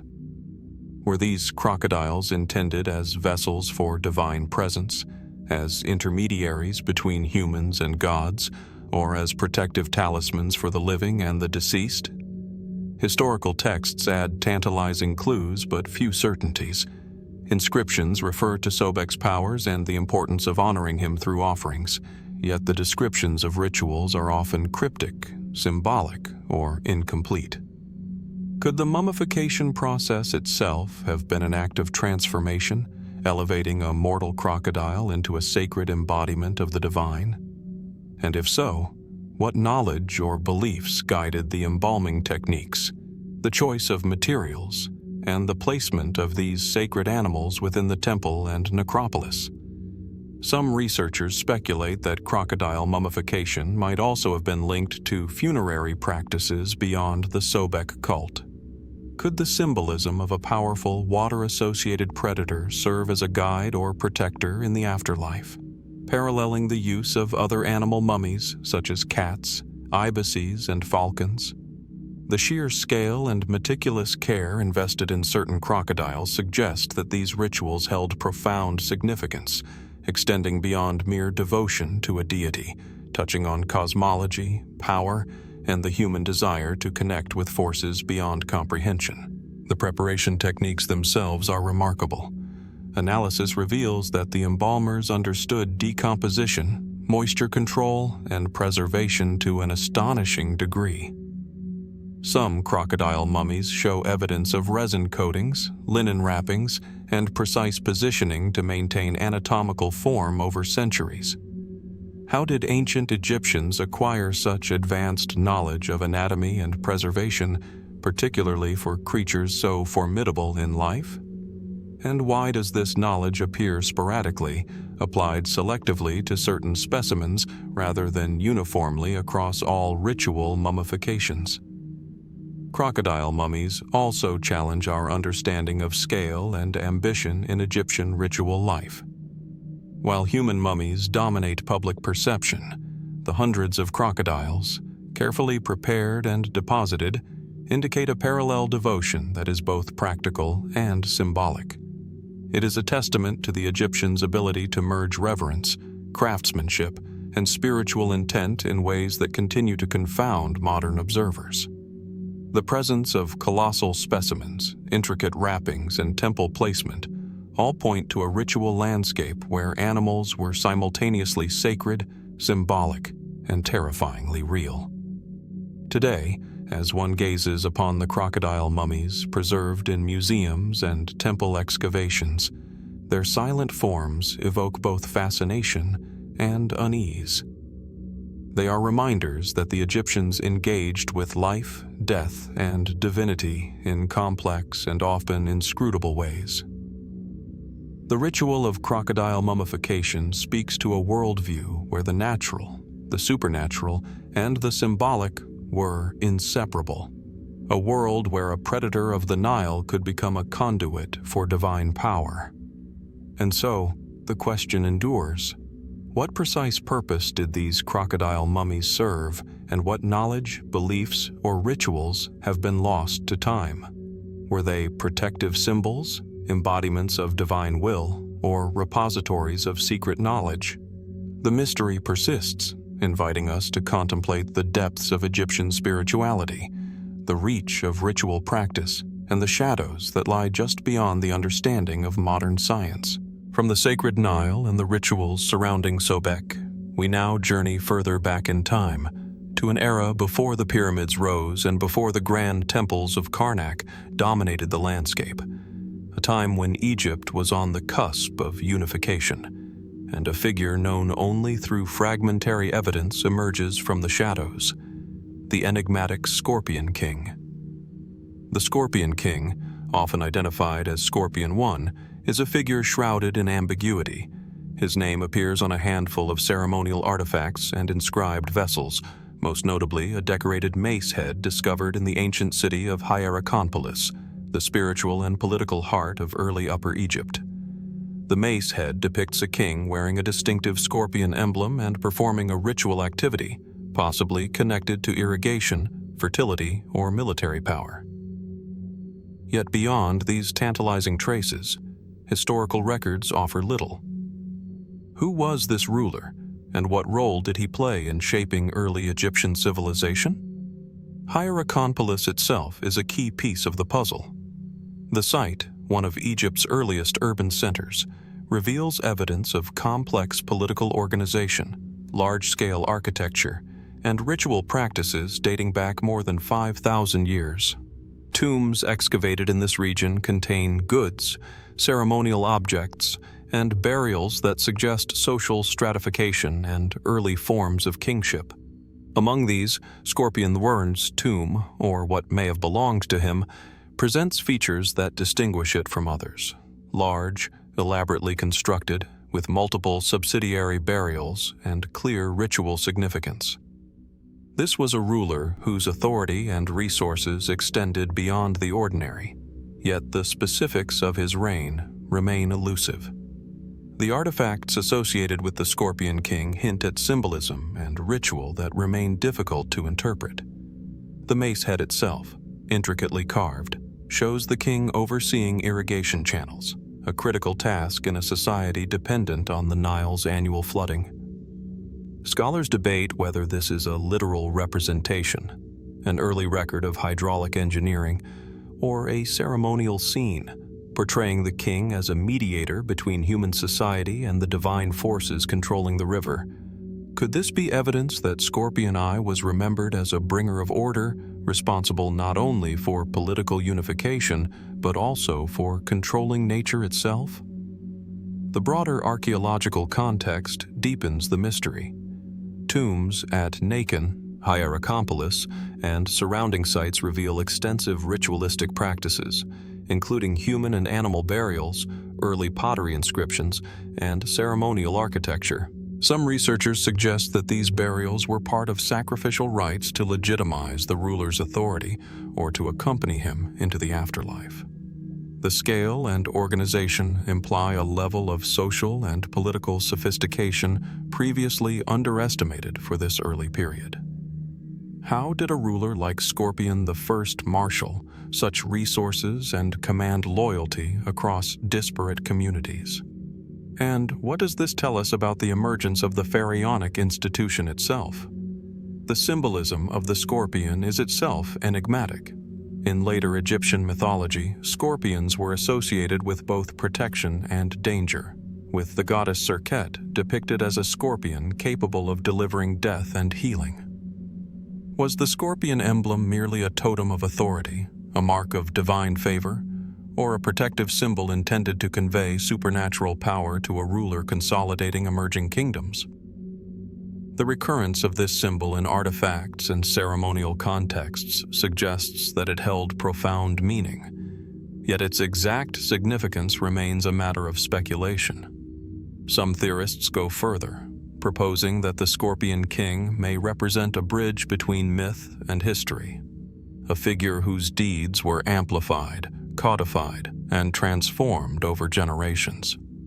Was he a literal ruler whose achievements shaped the Nile Valley, or a symbolic archetype embodying the union of political power, ritual authority, and cosmic order? The line between legend and fact blurs, leaving us with tantalizing glimpses through ceremonial objects, tombs, and fragments of early inscriptions. Even the burial context adds to the intrigue. Scorpion Y's tomb, or the structures tentatively associated with him, suggests elaborate funerary planning, possibly including subsidiary burials intended to serve the ruler in the afterlife. The tomb's orientation, construction, and contents hint at an early understanding of ritual symbolism that would later be codified in dynastic Egypt.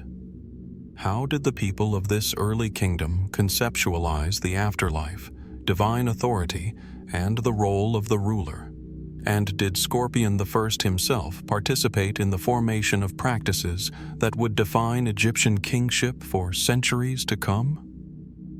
Artifacts connected to the Scorpion King, such as ceremonial palettes, mace heads, and inscribed pottery, provide further clues yet raise more questions.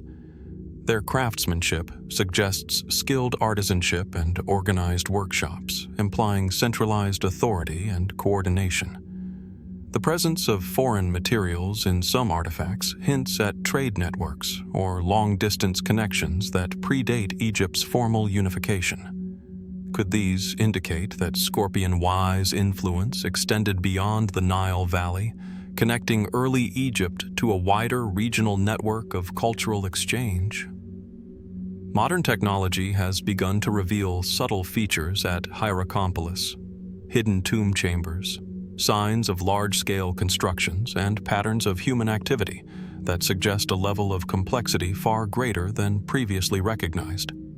Yet despite these discoveries, the true nature of the Scorpion King's reign, his achievements, and his burial remain elusive.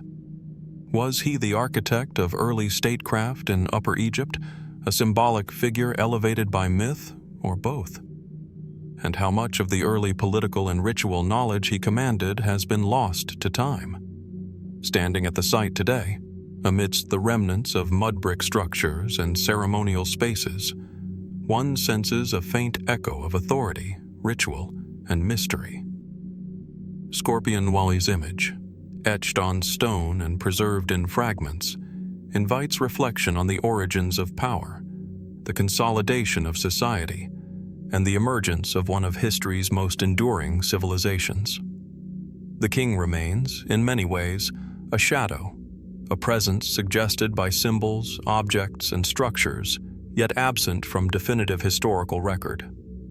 And so the question endures: who was the Egyptian Scorpion King, and what truths about his reign remain hidden beneath the sands? Did he truly unify early Upper Egypt, guide the formation of kingship, and shape the rituals that would define dynastic authority? Or is he a figure caught between myth and history, a symbol of human ambition and the eternal desire to understand and order the world? The mystery persists, inviting us to look closer, to question, and to wonder what lies just beyond the reach of the archaeological record. From the enigmatic rulers and myths of early Egypt, whose legacies echo in stone and ritual, we turn our gaze to the earth itself, to a landscape marked not by human hands, but by forces far older, mysterious, and potentially cataclysmic: the enigmatic depression known as the El Bar crater. Located in the heart of Egypt's western desert, El Bar is a roughly circular formation, spanning several kilometers in diameter. From above, it appears as a shallow bowl etched into the arid terrain, its edges softened by millennia of wind and sand. To the untrained eye, it could easily be dismissed as a natural depression or erosion feature. Yet geologists and researchers have long noted its unusual symmetry, its concentric ridges, and its sharply defined rim in places, features characteristic of known impact craters elsewhere on Earth. Could this unassuming formation be a witness to a cosmic event, a scar left by a meteorite or asteroid striking the desert thousands, or even tens of thousands, of years ago? The possibility of an extraterrestrial impact invites both fascination and caution. Scientific analyses of similar structures rely on geological evidence: shock metamorphosed rocks, high concentrations of specific minerals, and deformation patterns in strata. In the case of El Bar, field surveys have identified anomalies in sediment layers, subtle magnetic variations, and deposits that some researchers interpret as remnants of high-energy impacts. However, the evidence is neither conclusive nor fully understood. Could these formations be the product of ancient flooding, volcanic activity, or tectonic shifts rather than celestial collisions? The ambiguity is part of what makes El Bar so compelling. Intriguingly, El Bar lies in a region rich with human history. The Western Desert, though now arid and inhospitable, was once home to prehistoric communities, their footprints, rock art, and tool fragments scattered across now dry riverbeds. Could early Egyptians or their predecessors have witnessed the effects of this crater, or at least the geological disturbances it caused? Might the sudden appearance of such a massive depression or changes in local watercourses have influenced myths, rituals, or even settlement patterns? Some fringe theories speculate that these ancient observers encoded the event in oral traditions, symbolic carvings, or architectural alignments, echoes of cosmic encounters preserved in human memory. The crater's dimensions and morphology raise further questions. The circular symmetry suggests a high-energy event, yet the rim's erosion and sediment fill indicate immense antiquity. If El Bar is indeed an impact crater, when did it form? Estimates vary widely, from a few thousand to tens of thousands of years ago. And if so, what was the scale of the explosion, the blast radius, and its environmental consequences? Could such an event have contributed to shifts in climate, river courses, or even the timing of human migrations across the Nile Valley and the surrounding deserts? Satellite imagery adds another layer to the mystery. From above, El Bar's circular outline is unmistakable, its subtle ridges and central depression visible against the monotone desert sands. Some researchers point to radial fracture patterns and concentric circles as further evidence of impact. Others argue these patterns could arise from wind erosion, sediment deposition, or the collapse of subterranean cavities. The debate continues, reflecting the challenge of distinguishing cosmic scars from terrestrial processes in a landscape shaped over millennia. Beyond the scientific puzzle, the crater's existence sparks speculation about its potential cultural significance. Could ancient Egyptians have been aware of such a formation? Might they have considered it a sacred or forbidden place, a site touched by the heavens? While no direct evidence links El Bar to specific Egyptian rituals or myths, its presence in the desert, an environment already imbued with cosmological meaning, raises tantalizing possibilities. Could monumental alignments, temple orientations, or mythological motifs reflect distant memories of cosmic events encoded symbolically for future generations? Some theories push the boundaries further. Certain researchers suggest that the crater could have been a source of unusual mineral deposits, or even rare stones used in ancient construction or ritual objects. Could the mysterious composition of some ceremonial artifacts, or the choice of building materials in select temples, have origins tracing back to regions affected by such impact events? While highly speculative, these ideas underscore the potential intersections of natural phenomena and human culture, reminding us that the environment often shapes history in ways both subtle and profound. The formation's remote location also invites reflection on human perception and exploration. For millennia, this vast arid region remained largely inaccessible, its secrets obscured by sand and time. It is only through modern technology, satellite imaging, geological surveys, and remote sensing that researchers can begin to discern its peculiar features. And yet, even with these tools, El Bar remains enigmatic, a place where the forces of the cosmos may have left a tangible mark, silently challenging our understanding of Earth's history. Today, standing at the edge of the El Bar crater, or even observing it from afar, one is struck by its quiet presence, a scar that is both majestic and mysterious. It evokes questions about the interplay between cosmic events and human history, about the traces left behind by forces beyond our control. Was this crater formed in a single cataclysmic instant, or through processes yet unrecognized? Did it leave a mark on the landscape that shaped early Egyptian settlement, mythology, or ritual practice? And most intriguingly, could other, as yet unidentified impact sites hold keys to understanding the Earth's deep past and its influence on the rise of civilizations along the Nile?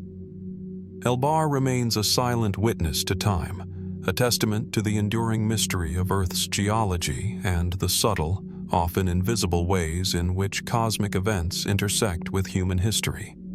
It invites us to wonder, to explore, and to imagine that beneath the sands of Egypt lie stories not only of kings and gods, but of celestial forces waiting to be understood.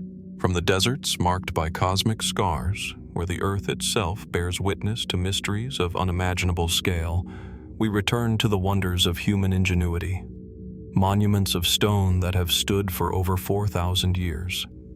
Among these, none is more iconic than the Great Pyramid of Khufu, a structure that continues to confound scientists, historians, and engineers alike. Yet even within this marvel, a new enigma has emerged. Hidden, silent, and immense, the so-called Big Void above the Grand Gallery. The discovery, announced in 2017 by the Scan Pyramids project, revealed a vast, previously unknown cavity within the Great Pyramid. Using muon radiography, a technique akin to X-ray imaging with cosmic particles, researchers detected an empty space roughly 30 meters long, perched above the Grand Gallery, the majestic ascending corridor leading toward the pyramid's central chambers. Its sheer scale stunned the archaeological community. This is not a small anomaly or a minor cavity, but a monumental space, perfectly concealed for more than 4,500 years. To walk through the Grand Gallery is to feel the magnitude of Khufu's vision. The corridor itself, 8.6 meters high and adorned with corbelled limestone walls, seems almost impossibly engineered for a structure of its age. And now, the knowledge that above this gallery lies a massive void adds a new layer of awe and mystery. Why would the ancient builders construct such a space? Was it an architectural necessity, a stress relief chamber designed to stabilize the immense weight of stone above? Or could it have had a symbolic, ritualistic purpose, hidden from sight, accessible only in imagination or myth? Mainstream explanations suggest that the Big Void may have served a purely structural function. The weight of millions of tons of limestone must be managed to prevent collapse, and internal chambers may have been intentionally designed to redirect stress. Yet the precision, scale, and placement of this cavity raise questions. Could the Egyptians have conceived and executed such an enormous void purely for structural reasons, without using the space for ritual, storage, or symbolic significance? Or might it conceal something more, an undiscovered corridor, a hidden chamber, or artifacts that could redefine our understanding of pyramid construction? The discovery has reinvigorated debates about ancient Egyptian engineering. How did the builders achieve such precision, lifting and positioning massive blocks with limited technology, while simultaneously creating chambers and voids whose alignment and scale seem almost impossibly exact? Some researchers speculate that the builders possessed knowledge of stress distribution, geometry, and load-bearing principles that rivals or even surpasses what we might expect for the era. Others wonder whether elements of the pyramid's design encode astronomical or cosmological information, reflecting the Egyptians' sophisticated integration of science, religion, and symbolism. Yet the mystery deepens when we consider the lack of access to the void. No corridor or shaft has been found leading into the space.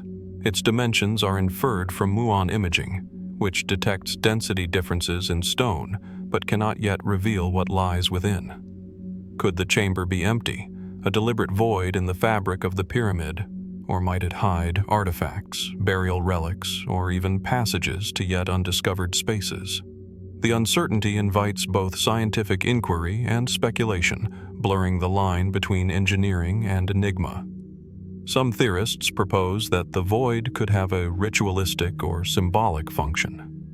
Perhaps it was intended to mirror the pharaoh's journey to the afterlife, an unseen conduit for the soul, or a space reserved for ceremonies inaccessible to the general populace. Others suggest that it might relate to the celestial alignments so carefully integrated into pyramid construction. The pyramid as a reflection of the cosmos, with hidden spaces corresponding to stars, constellations, or mythic pathways. While such ideas remain speculative, they underscore the multifaceted possibilities embedded in the structure's design. The Grand Gallery itself is a feat of precision. Its walls taper inward, its blocks interlock with near-perfect accuracy, and its incline suggests a deep understanding of geometry. Above it, the big void amplifies the sense of intentionality. The ancient architects were not haphazard builders.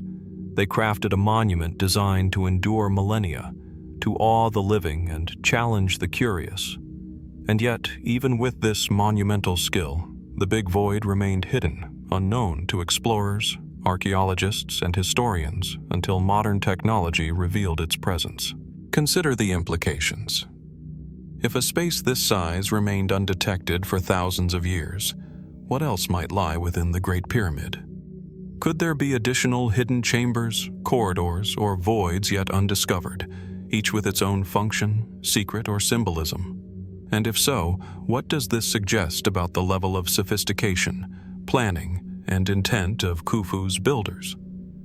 Every discovery adds layers to the puzzle, reminding us that the Great Pyramid is not a static monument, but a dynamic enigma, speaking across time and silence. Standing at the foot of the Grand Gallery, one feels both awe and humility.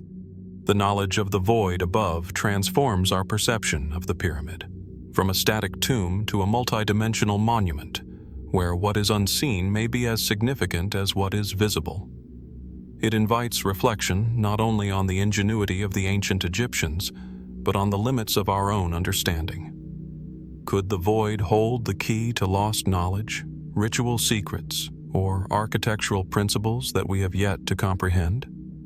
Or is its presence simply an expression of genius in design, a testament to human creativity applied at a scale almost unimaginable today?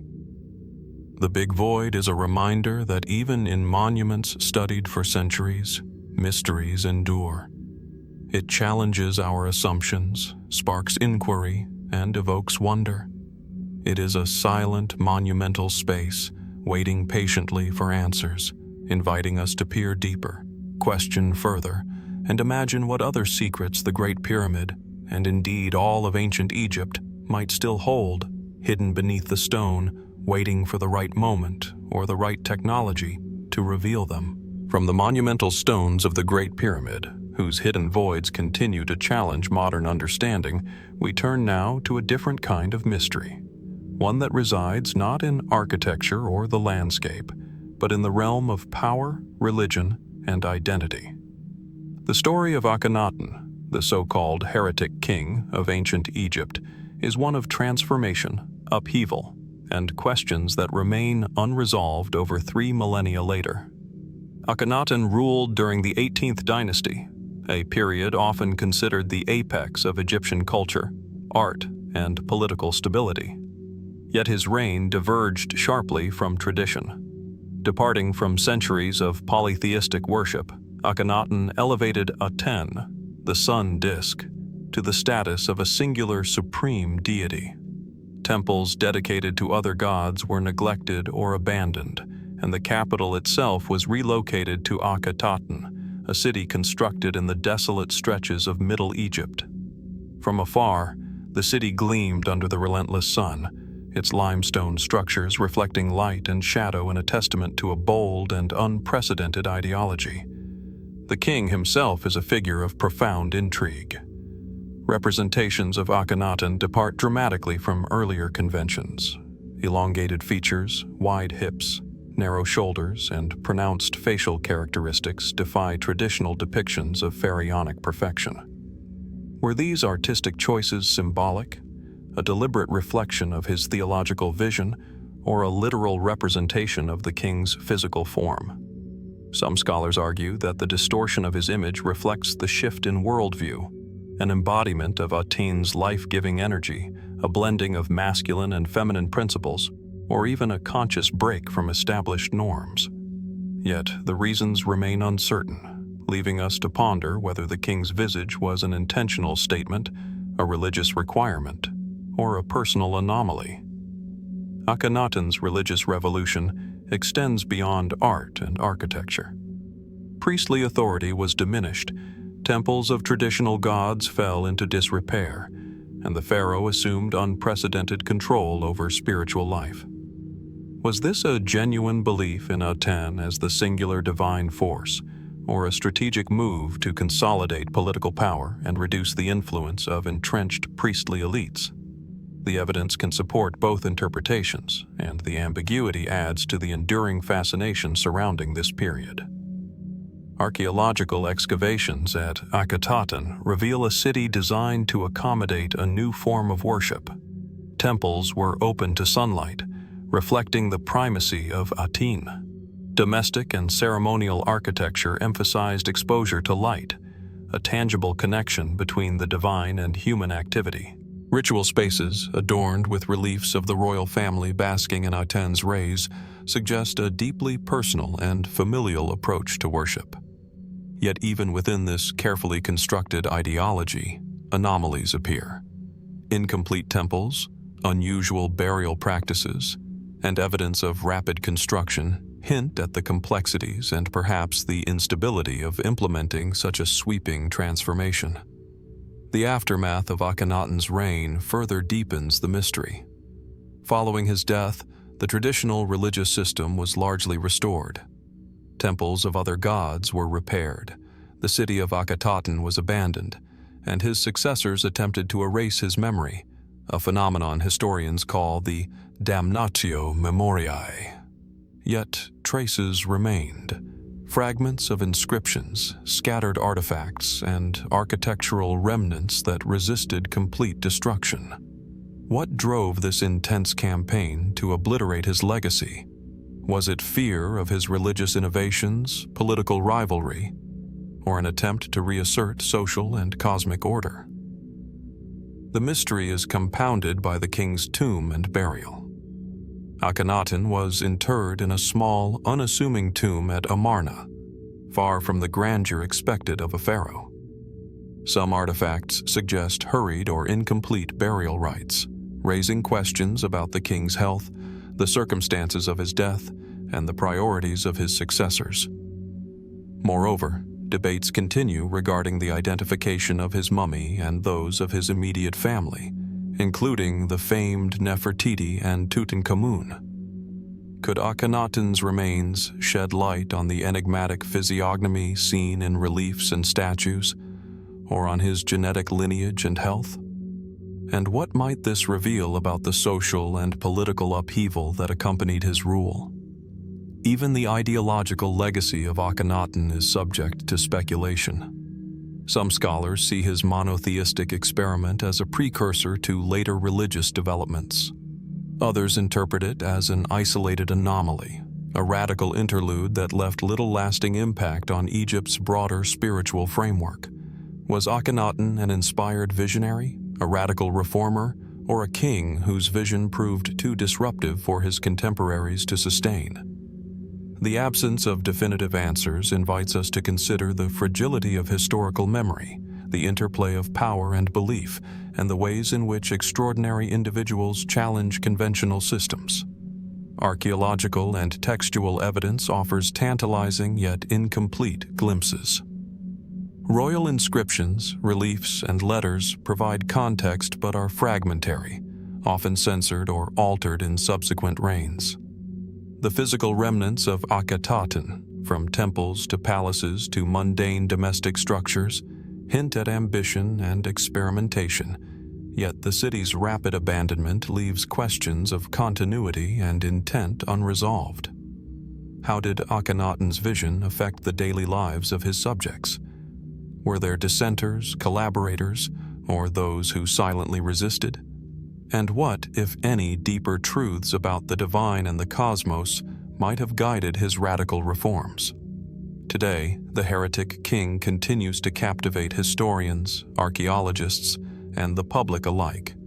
His legacy is a paradox, an extraordinary leap in religious imagination, paired with political erasure. A city built to glorify a singular vision, yet left to the desert sands. a pharaoh whose image challenges expectations, whose life and reign provoke more questions than answers. Akhenaten remains both a historical figure and an enduring symbol, a reminder that the pursuit of revolutionary ideas can illuminate the past even as it confounds the present. And so we are left to ponder, who was Akhenaten truly? Was he a visionary ahead of his time, a heretic, or simply a ruler whose ambition outpaced the society around him? Did his radical spiritual experiment reveal deeper truths about the connection between kingship and divinity, or was it a fleeting disruption destined to be erased? The answers remain elusive, hidden in the ruins of Akhenaten, in fragmented inscriptions, and in the silent shadows of history, inviting us to continue exploring, questioning, and wondering what else might still lie undiscovered within the sands of Egypt. From the sweeping religious revolution of Akhenaten and the abandoned streets of Akhetaten, we shift our gaze to a quieter, yet equally enigmatic aspect of ancient Egyptian life, objects of precision, artistry, and subtle secrecy, the scribe statues.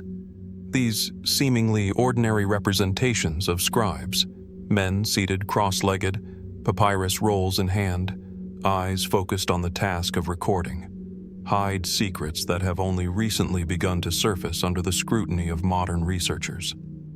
At first glance, a scribe statue appears straightforward, a figure carved in limestone, painted in muted hues, with delicate facial features and a posture of attentive calm. Yet, careful examination reveals that some of these statues contain hidden compartments, meticulously sealed within the hollow interiors. These spaces, often inaccessible without disassembling the statue, pose immediate questions. Why were these compartments created, and what purpose did they serve? Were they repositories for ritual objects, magical amulets, or symbolic offerings, or do they hint at something even more mysterious, lost to the passage of time? Archaeologists have found evidence suggesting that the compartments were intentionally designed during the statue's creation. Tiny plugs or removable stoppers are sometimes visible, while in other cases the hollows are entirely concealed. The precision with which these voids were crafted demonstrates not only artistic skill, but also an awareness of concealment and preservation, a knowledge that seems purposeful rather than incidental. Could these compartments have held texts, inscriptions, or sacred items intended to empower the statue or link it with the divine? Scribe statues themselves are intriguing objects. Unlike monumental pharaoh statues, they are personal, detailed, and often individualized. They were typically placed in tombs or temple complexes, suggesting that the scribe, whether mortal or symbolic, maintained a function beyond mere decoration. Could the concealed spaces have served as vessels for protection in the afterlife, securing a connection between the living, the dead, and the spiritual realm? Some scholars suggest that these voids might have been designed to house objects that ensured the deceased's soul would remain informed and guided, continuing its work as a cosmic recorder. The variety of objects potentially contained within these compartments further fuels speculation. In some cases, fragments of papyrus, small amulets, or ritualistic items have been discovered. In others, the spaces appear empty, leaving room for conjecture.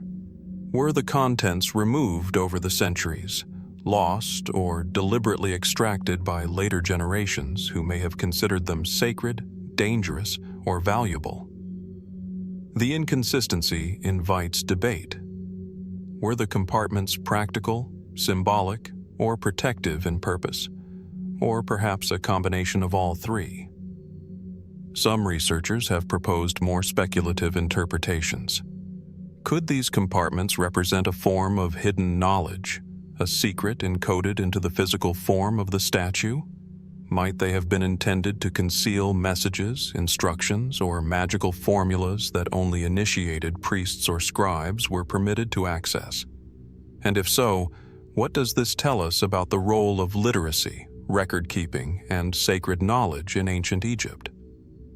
The scribe, after all, was not just a recorder of events, but a mediator of knowledge and divine will.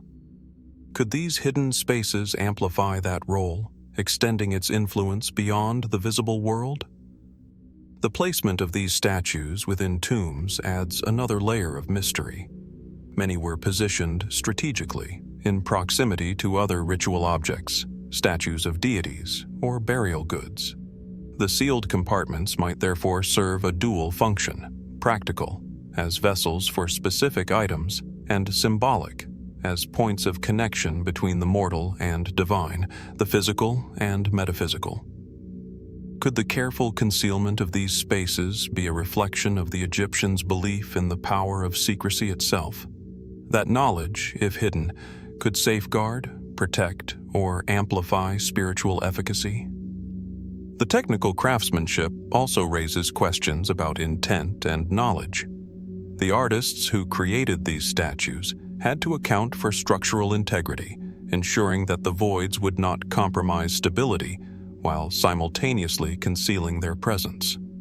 Such precision reflects not only advanced skill, but an understanding of geometry, material properties, and ritual significance. Were these techniques shared widely among artisans, or reserved for elite workshops tied to religious or royal patronage? And what might this tell us about the dissemination of technical and spiritual knowledge in ancient Egypt? Some scholars suggest that the phenomenon of sealed compartments is not limited to scribe statues alone. Comparable features have been noted in animal sculptures, divine effigies, and certain ritual objects, hinting at a broader cultural practice of hidden spaces and concealed contents. Could this be part of a wider Egyptian ethos, a recognition that what is hidden, protected, or encoded carries as much, or more, significance than what is openly displayed? And if so, what might these hidden spaces tell us about the human desire to preserve knowledge, power, or sanctity across generations?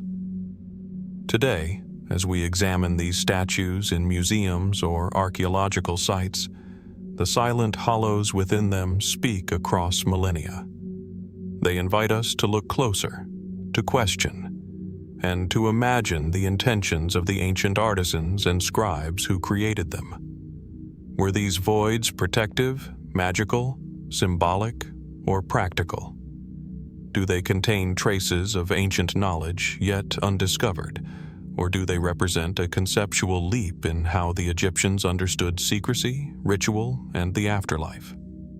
In the end, the sealed compartments in scribe statues remain a quiet enigma. They are reminders that in ancient Egypt, even the smallest objects could carry hidden meaning, carefully crafted and deliberately concealed, waiting patiently for modern eyes to uncover their secrets. The mystery endures, suggesting that the past holds countless layers yet unseen, each inviting us to peer closer, wonder deeper, and consider what other enigmas remain hidden within the art, rituals, and silent stone of this extraordinary civilization. From the silent hollows of scribe statues, where hidden spaces evoke secrets long preserved, we turn to a mystery that stretches across millennia and water, the case of the sun boat of Khufu. Unlike the stones of the Great Pyramid, this enigma is intimately tied to motion, ritual, and the cosmic symbolism of the sun itself, a vessel whose disappearance continues to puzzle historians, archaeologists, and scholars of ancient Egypt alike. The sunboat, sometimes referred to as Khufu's solar barge, was discovered in the 1950s, buried carefully in a pit near the Great Pyramid at Giza. Its construction was meticulous. Cedar planks, joined with rope and dowels, shaped to navigate the Nile, yet designed with ceremonial purpose. Measuring over 40 meters in length, it was intended, according to prevailing interpretations, to transport the pharaoh's soul across the heavens, mirroring the sun, god Ra's daily journey. The craftsmanship alone speaks volumes of Egyptian ingenuity, but it is the story of the boat's subsequent disappearance that fuels enduring intrigue.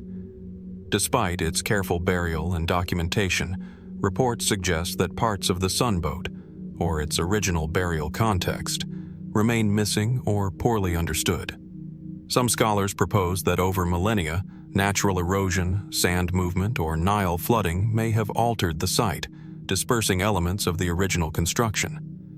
Others speculate that the boat may have been intentionally dismantled or relocated in antiquity, perhaps as part of ritual practices, political upheaval, or to protect its sacred contents. What would motivate such an act? And if the boat was moved, where did it go? Could traces still lie buried beneath the shifting sands, waiting for rediscovery? The sunboat's purpose also raises deeper questions. Was it purely symbolic, a vessel to carry Khufu's soul in the afterlife?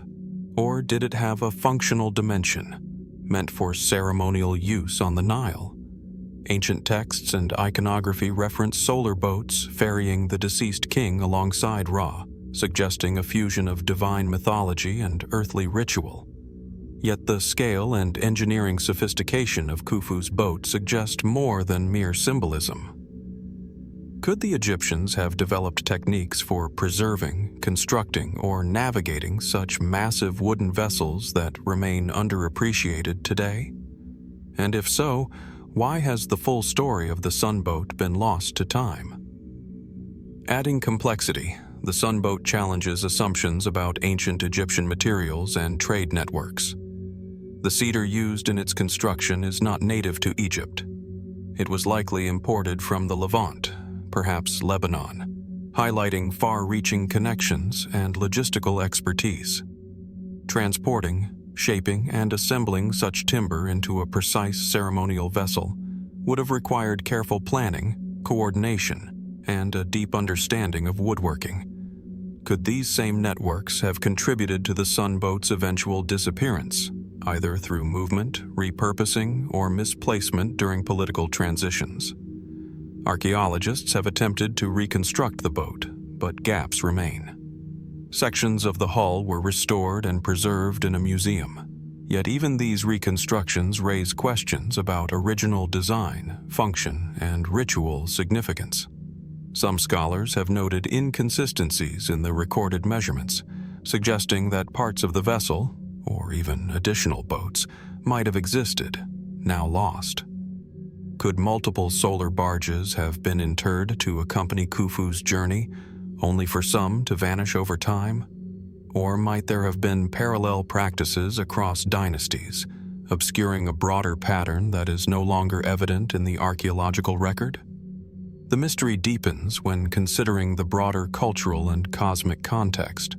Solar boats in Egyptian cosmology were not merely practical, they were vehicles for divine passage, navigating celestial waters, combating chaos, and ensuring cosmic order. The disappearance or partial loss of Khufu's sunboat disrupts our understanding of these beliefs. Could missing elements of the boat symbolize lost knowledge, secret rituals, or practices intended to remain hidden from public view? And might remnants of similar vessels lie buried elsewhere, in undiscovered tombs, temples, or riverbeds, awaiting recognition by modern science? Some speculative theories extend even further. Certain researchers suggest that the sunboat may have been deliberately concealed or protected due to its symbolic power, potentially containing objects, inscriptions, or relics tied to pharaonic authority or spiritual energy. Others propose that it could have been part of a larger ceremonial fleet, now dispersed across the Giza Plateau or the Nile Valley, its components lost to human activity or natural forces. While these ideas remain conjectural, they underscore the layers of uncertainty surrounding this extraordinary artifact. Standing before the reconstructed sunboat in its museum hall, one is struck by its scale, elegance, and the aura of mystery surrounding its missing pieces. Even preserved, the boat is silent, immobile, yet it evokes motion across rivers, deserts, and the heavens, a reminder of the intimate connection between human aspiration and cosmic imagination in ancient Egypt. Its disappearance is not merely a loss of wood or craftsmanship. It is a disruption of story, ritual, and memory, leaving questions that continue to ripple through history. And so we are left to wonder, where is the rest of Khufu's sunboat? Was it dismantled, relocated, destroyed, or hidden intentionally? What secrets might its missing pieces hold about the pharaoh, his journey into the afterlife, or the Egyptians' understanding of the cosmos? The mystery endures, inviting scholars, explorers, and dreamers alike to peer deeper into the sands and riverbeds of Egypt, seeking fragments of a story that has persisted for more than 4,000 years. A story of kings, divinity, and the enduring allure of the unknown. As we delve deeper into the enigmatic world of ancient Egypt, we arrive at one of its most awe-inspiring yet puzzling sites, the Temple of Edfu. Located on the west bank of the Nile, between Luxor and Aswan, this massive, remarkably well-preserved temple stands as a testament to Egypt's architectural prowess and religious devotion. Built during the Ptolemaic period, around 237 to 57 BCE, it is dedicated to Horus, the falcon-headed god of the sky and protector of the pharaohs. But while its grandeur and beauty are undeniable, the Temple of Edfu also holds within its walls a mystery that has intrigued researchers for centuries. A mystery that, for some, suggests a potential connection to something far beyond the ancient Egyptians themselves. Edfu, one of the last great temples to be completed in ancient Egypt, is an architectural marvel. The temple is enormous, with towering pylons, colossal statues of Horus, and meticulously carved reliefs that cover nearly every inch of its interior walls. The sheer scale of the temple and the level of detail in the carvings speaks to the level of importance that Edfu held in the religious landscape of Egypt. The walls are adorned with scenes of Horus in battle, triumphing over the forces of chaos, as well as depictions of the gods and goddesses who were central to Egyptian cosmology. The temple also contains a wealth of inscriptions that tell the story of the building's construction, the religious rituals performed within its walls, and the significance of the god Horus in the Ptolemaic dynasty's claim to divine kingship.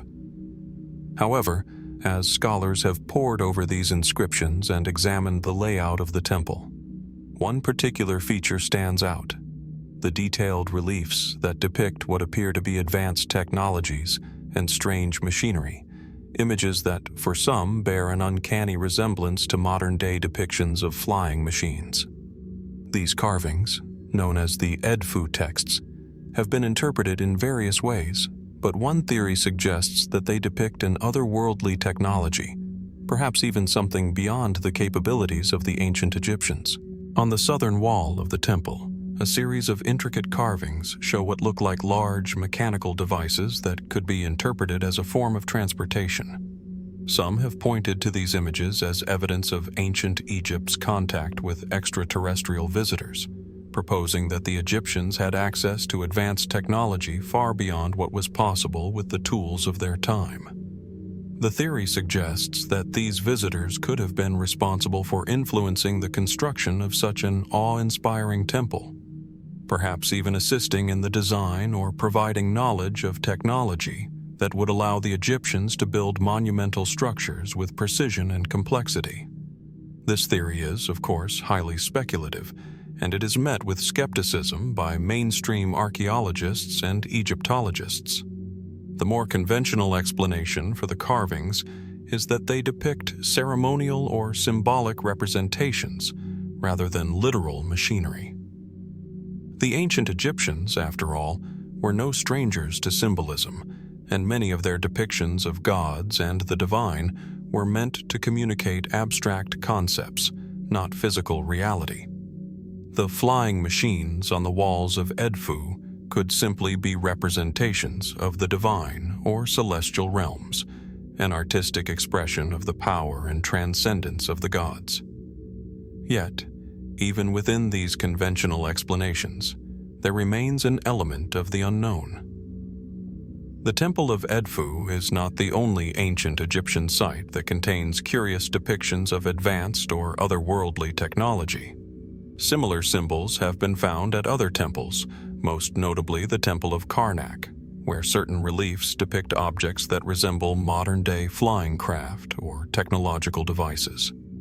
These carvings, when considered in isolation, might be dismissed as metaphorical representations of spiritual or divine concepts. But when viewed in the broader context of Egypt's complex religious and cosmological beliefs, they take on an entirely different significance. Could it be that the ancient Egyptians, with their sophisticated understanding of mathematics, astronomy, and engineering, were simply more advanced in their technological achievements than we give them credit for? The Egyptians were masters of architecture, and their ability to construct massive stone structures with such precision remains a marvel. Could they have developed a form of transportation or machinery that allowed them to travel long distances or perform feats of engineering that seem almost impossible by today's standards? It is not entirely beyond the realm of possibility that the Egyptians were privy to knowledge that has been lost to history, perhaps passed down from an ancient civilization or even from extraterrestrial sources. The possibility of extraterrestrial influence on ancient Egypt has been a subject of debate for years, fueled in part by the uncanny precision of the Great Pyramids of Giza and the enigmatic nature of other Egyptian monuments. Some theorists suggest that the Egyptians could not have achieved such feats without assistance from beings with advanced knowledge or technology. The Temple of Edfu, with its cryptic carvings of what could be interpreted as flying machines, adds fuel to this speculative fire, raising questions about what might have been the true origins of Egyptian civilization. But even if we reject the idea of extraterrestrial influence, the Temple of Edfu remains a fascinating puzzle. Why would the Ptolemaic rulers choose to include such intricate and mysterious imagery in their temple to Horus? Was it simply a symbolic gesture, a way of illustrating the power of the gods and their dominion over all realms, including the heavens? Or was there a deeper, more hidden meaning in these depictions, a secret that has yet to be uncovered? Another intriguing aspect of the Temple of Edfu is the series of inscriptions that describe the temple's construction and its religious significance. These texts, which date back to the 2nd century BCE, are among the most complete and detailed records we have from ancient Egypt. They offer a glimpse into the religious practices of the time, describing the rituals performed within the temple and the role of Horus as a central figure in Egyptian cosmology. Yet, there is a peculiar ambiguity in these texts that cannot be ignored. While they tell us much about the temple's purpose and significance, they leave out key details about how the temple was built or the sources of the knowledge that led to its design. Could it be that the builders of the Temple of Edfu were working with knowledge that has since been lost to time? Were they in possession of secrets about the construction of such monumental structures, passed down through generations or possibly even acquired from an unknown source? The complexity of the temple's design, its alignment with astronomical phenomena, and the precision of its construction suggest that the ancient Egyptians possessed a remarkable understanding of engineering and geometry. But what inspired them to reach these heights of architectural achievement? The mystery of the Temple of Edfu invites us to consider the possibility that there is more to the ancient Egyptians than we have yet uncovered. Whether these mysteries are the result of lost knowledge, cultural symbolism, or something more extraordinary, the fact remains that the Temple of Edfu holds secrets that continue to elude our understanding. The flying machines carved into the walls of the temple, the cryptic inscriptions, and the grandeur of the temple itself all suggest that there is much more to discover about this remarkable site. Could the ancient Egyptians have been in contact with forces beyond our comprehension? Or is the true mystery of the Temple of Edfu something far more earthly? Perhaps a lost technology, a forgotten knowledge, or a deeper understanding of the cosmos that remains hidden beneath the sands of time? As we stand before the towering pylons and intricate carvings of Edfu, we are reminded that history is never as simple as it seems. The Temple of Edfu is more than just a place of worship. It is a window into a world of mystery and wonder, where the boundaries between the known and the unknown blur. And as we continue to explore Egypt's ancient past, we are left to wonder, what other secrets lie hidden within its walls, waiting to be uncovered? From the hidden tombs of forgotten queens, where the sands of time have swallowed names and monuments alike, we journey now to the very dawn of ancient Egyptian history. Before the Great Pyramid, before monumental temples and elaborate funerary rituals, there was Narmer, a figure whose existence marks the threshold of pharaonic civilization and whose life continues to spark debate, speculation, and awe. Narmer is often credited as the first king to unify Upper and Lower Egypt, a monumental achievement that laid the foundations of dynastic rule. Yet, paradoxically, the evidence of his life is both abundant and fragmentary. The Narmer palette, discovered at Hierakonpolis, depicts him in triumph, a king wearing the white crown of Upper Egypt on one side, the red crown of Lower Egypt on the other, Lower Egypt on the other, smiting his enemies and asserting control. The imagery is vivid, precise, and ceremonial, but what does it truly reveal about the man behind the legend? Was Narmer a conquering warrior, a political visionary, or a symbolic figure representing a broader cultural unification that had been brewing for generations? Archaeologists have traced Narmer's influence through scattered sites, fortified settlements, ceremonial tombs, and monumental artifacts etched with his name and image. Yet the precise details of his reign, its length, its political structure, and the processes by which unification occurred, remain elusive. Did he conquer Lower Egypt through military might, diplomacy, or a combination of both? Or is it possible that Narmer's legacy, as we interpret it today, is a carefully constructed narrative, one amplified over generations to serve the ideological needs of his successors? The Narmer palette itself is a study in mystery. Beyond the striking depictions of conquest, the artifact includes symbolic elements whose meanings are still debated. Serpents, intertwined creatures, and depictions of bound captives suggest both ritual significance and political messaging. Was the palette primarily a ceremonial object, designed to convey divine legitimacy and cosmic order? Or was it intended as a historical record of a real, tangible campaign? And how much of what we see on this artifact reflects literal events versus symbolic representation, a narrative carefully constructed to shape memory and perception? Narmer's tomb adds another layer of intrigue. Located in the early royal cemetery at Abydos, it is modest compared to the monumental burials of later pharaohs. Some archaeologists suggest that the tomb's relatively simple design reflects the early developmental stage of royal mortuary architecture, while others speculate that certain chambers or artifacts remain undiscovered. Could elements of Narmer's tomb lie hidden beneath layers of debris or sand, waiting for modern technology to reveal them? And if so, what secrets about his reign, beliefs, or lineage might these chambers contain?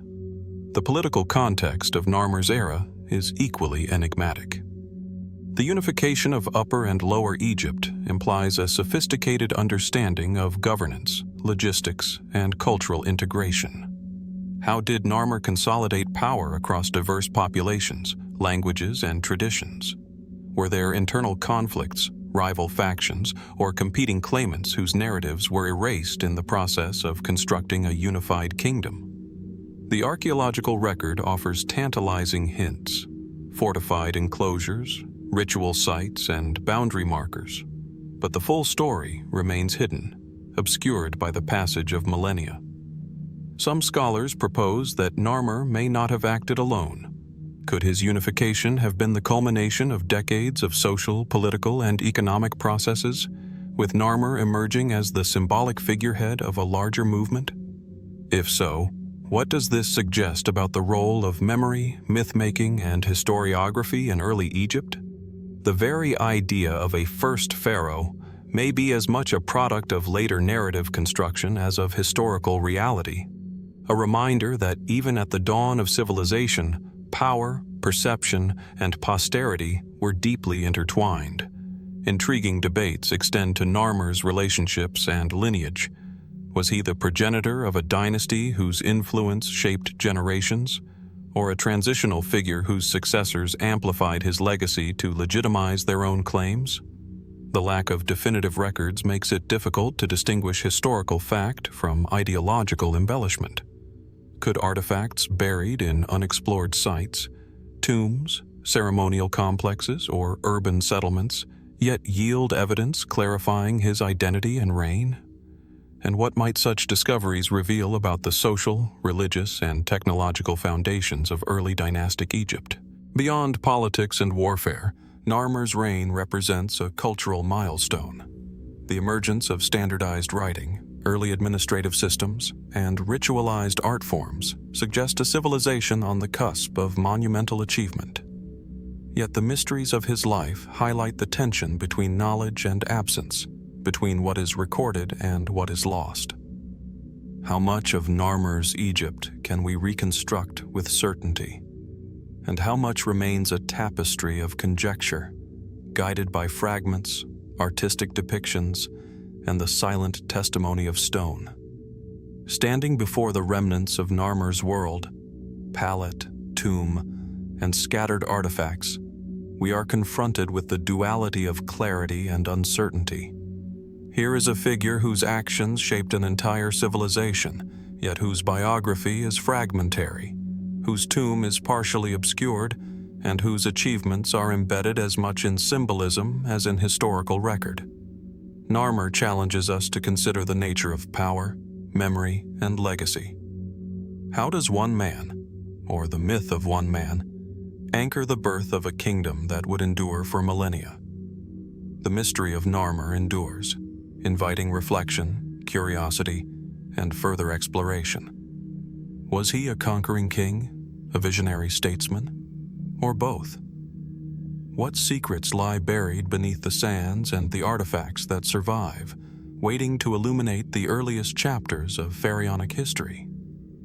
And ultimately, how much of what we think we know about the first pharaoh is history, and how much is legend shaped across generations, echoing silently through the Nile Valley and the stones of Egypt? From the dawn of kingship with Narmer, whose life and legacy straddle the boundary between history and legend, we move into a more intimate realm of ancient Egyptian ritual, the preservation of the human body and the enigmatic objects that accompanied it into eternity. Among these, canopic jars stand as both practical vessels and cryptic artifacts, their presence in tombs reflecting a culture's meticulous care for the soul, the body, and perhaps hidden knowledge. A typical set of canopic jars consists of 4 containers, each dedicated to a specific organ: the stomach, intestines, lungs, and liver. Carved from alabaster, limestone, or pottery, their smooth surfaces and delicately painted lids portray the 4 sons of Horus, guardians entrusted with safeguarding the organs for the afterlife. At first glance, their purpose seems straightforward: preserve vital body parts for the deceased's journey beyond death.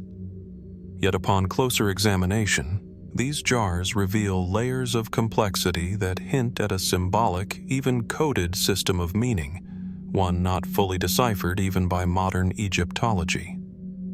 The inscriptions and hieroglyphs etched into the jars are meticulous and precise, often invoking divine protection, spells, and the name of the deceased.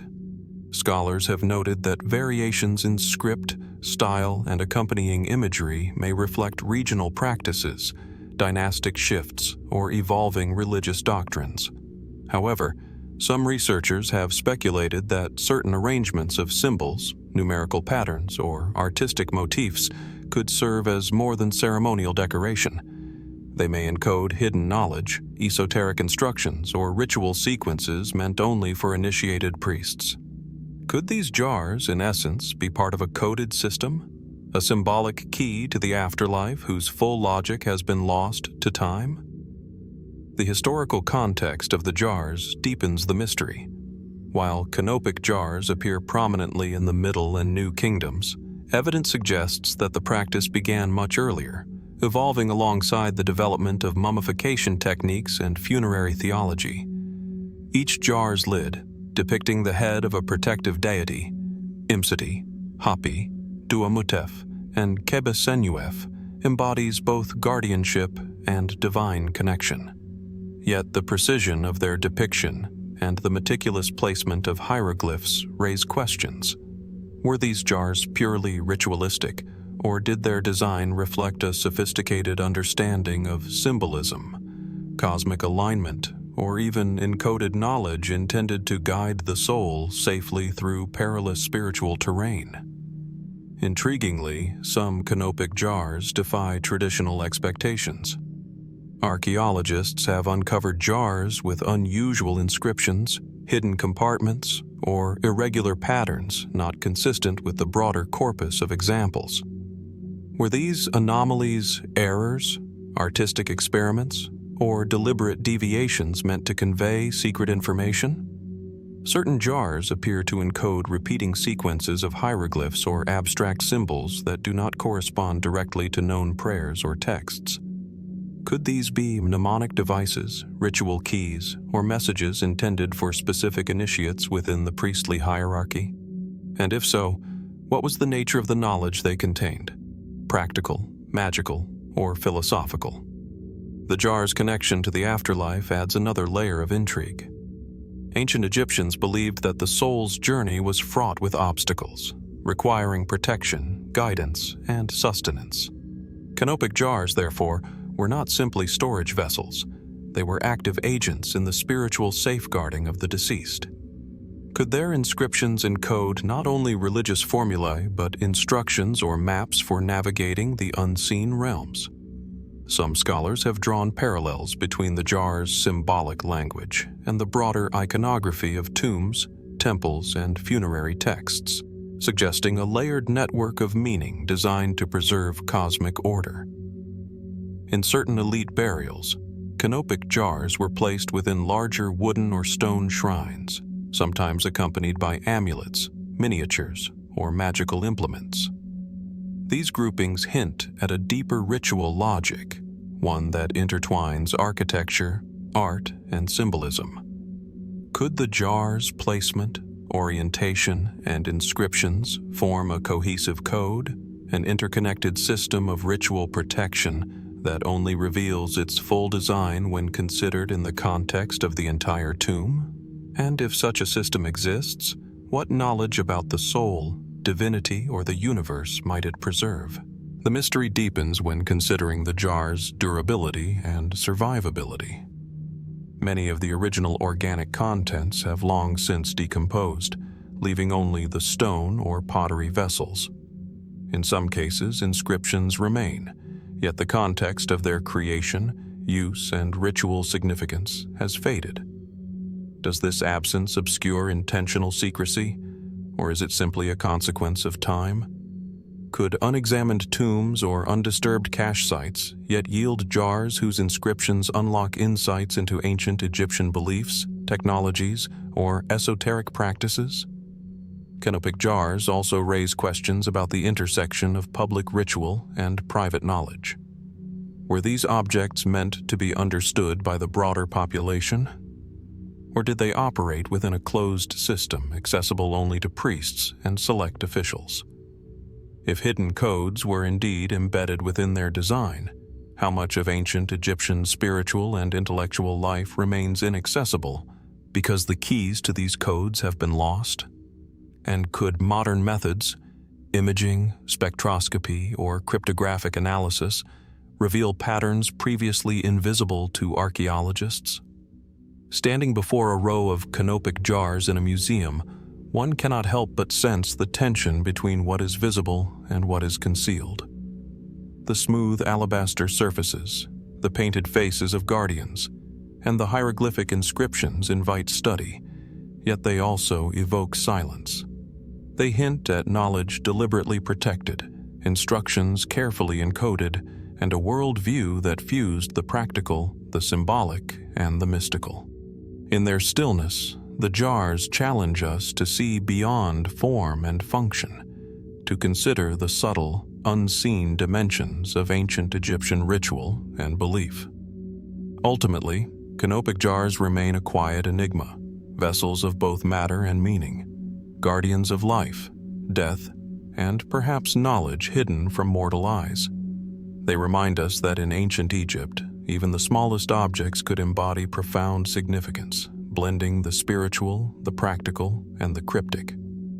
The mystery endures, inviting scholars and enthusiasts alike to look closer, think deeper, and wonder what secrets may still lie encoded within these silent sentinels of eternity. From the enigmatic canopic jars that silently guarded the essential organs of the dead, our journey now turns to a figure whose presence has lingered over every tomb, every ritual, and every moment of preparation for the afterlife. Anubis, the jackal-headed god of embalming and mummification. In the dim corridors of mortuary temples and the shadowed sanctuaries of necropolises, Anubis is more than a symbol. He is a guardian, a guide, and perhaps a keeper of secrets that have long eluded modern understanding. Depicted with the head of a black jackal and the body of a man, Anubis embodies the delicate balance between life and death, protection and transformation. His black coloration is not arbitrary. It symbolizes both the fertile Nile silt that gives life and the darkness of the tomb, the threshold between worlds.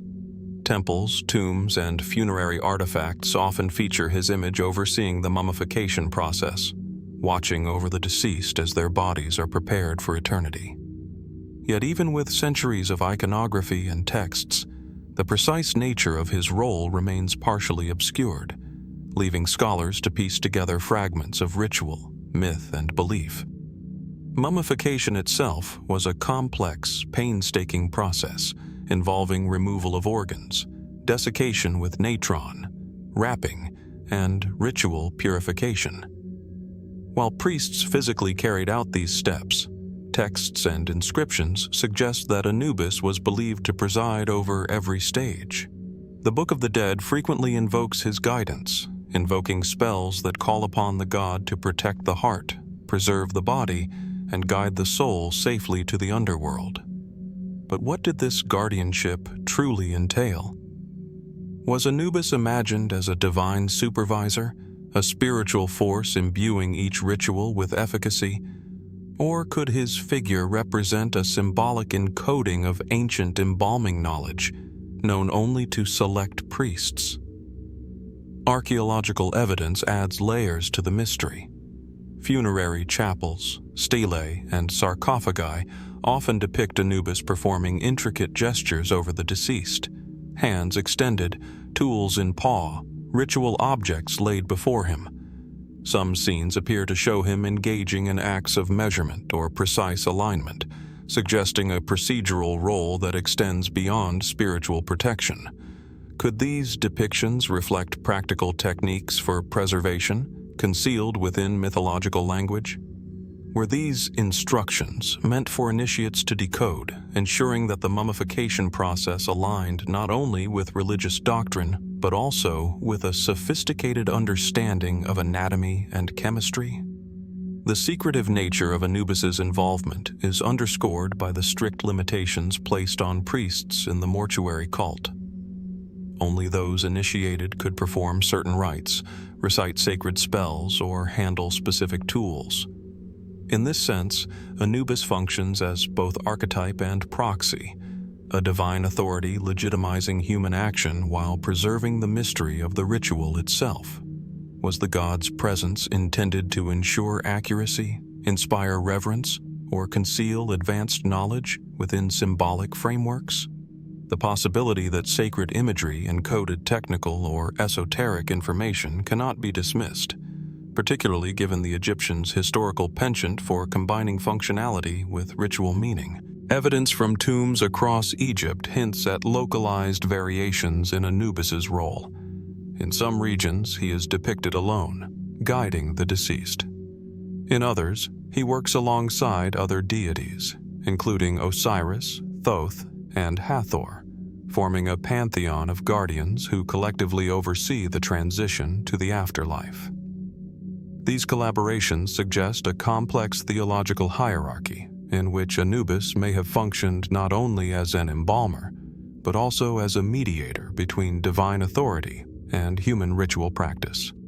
Could variations in his depiction reveal hidden regional knowledge about mummification techniques or spiritual philosophy? And if so, what might these variations tell us about the evolution of Egyptian religious thought and mortuary science over centuries? The black jackal itself introduces additional layers of symbolism. Jackals were scavengers, often observed near burial grounds, naturally associated with death yet intimately connected to survival and renewal.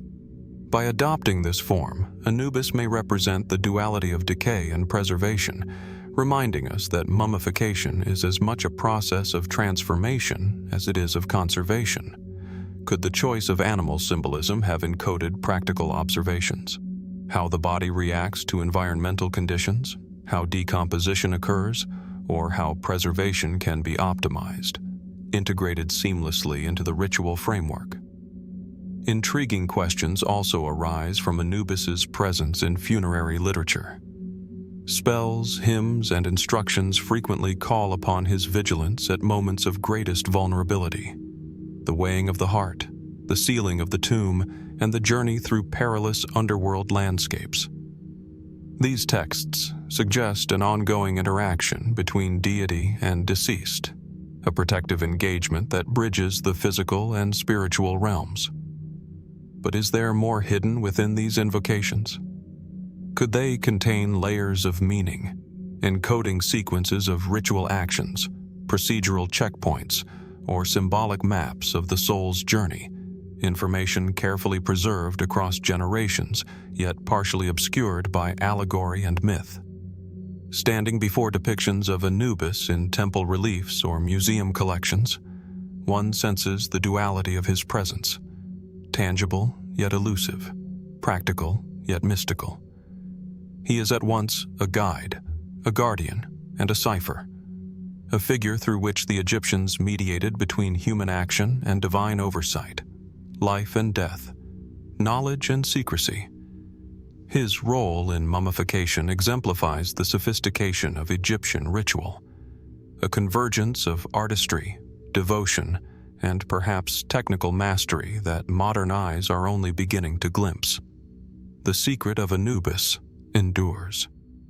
Was he imagined primarily as a divine supervisor, or did his presence encode knowledge, ritual procedure, or symbolic guidance inaccessible to all but the initiated? Are there techniques, sequences, or instructions preserved within his imagery and texts that could illuminate lost aspects of mortuary science? And beyond the practical, what does his enduring presence tell us about the Egyptian understanding of death, divinity, and the thin veil separating the known from the unknown? In the quiet of tombs, in the carved images of shrines, and in the words of sacred texts, Anubis remains a sentinel of mystery, inviting reflection, study, and wonder. A guardian not only of the body, but of secrets that may yet be uncovered by those willing to look closely, think deeply, and imagine the possibilities hidden in the eternal night of Egypt. From the shadowed corridors of tombs and the solemn rituals overseen by Anubis, we now emerge into the sunlit expanses of the Nile Delta and the monumental temples that chronicle the exploits of one of Egypt's most iconic rulers, Ramesses II. Known as Ramesses the Great, he is celebrated for his military campaigns, architectural achievements, and nearly unparalleled longevity. Yet as we examine the inscriptions, reliefs, and colossal statues that commemorate his victories, a question lingers. Do these records depict reality, or are they carefully crafted instruments of propaganda, designed to immortalize power rather than truth.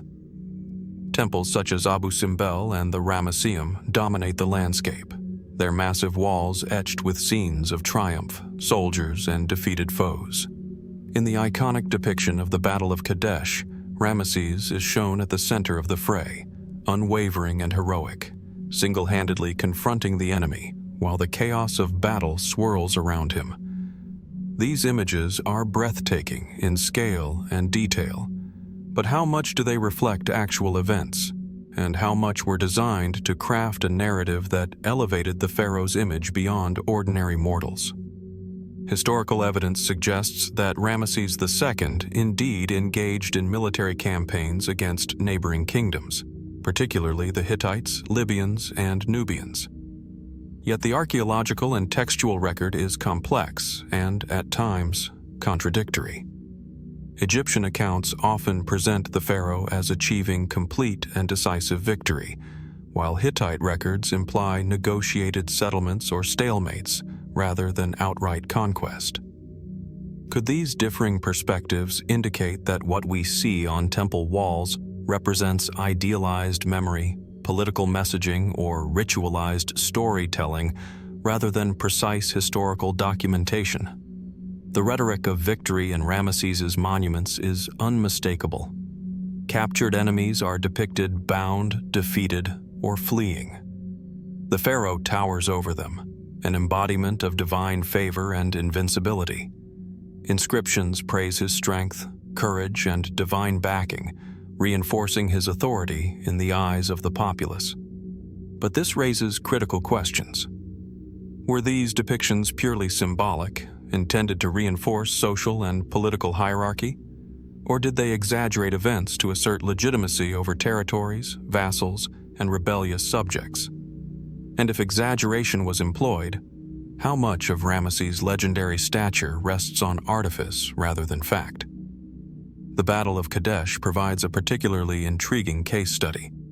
Ramesses' inscriptions claim a resounding victory against the Hittites, yet archaeological evidence, combined with Hittite annals, suggests a more complex outcome.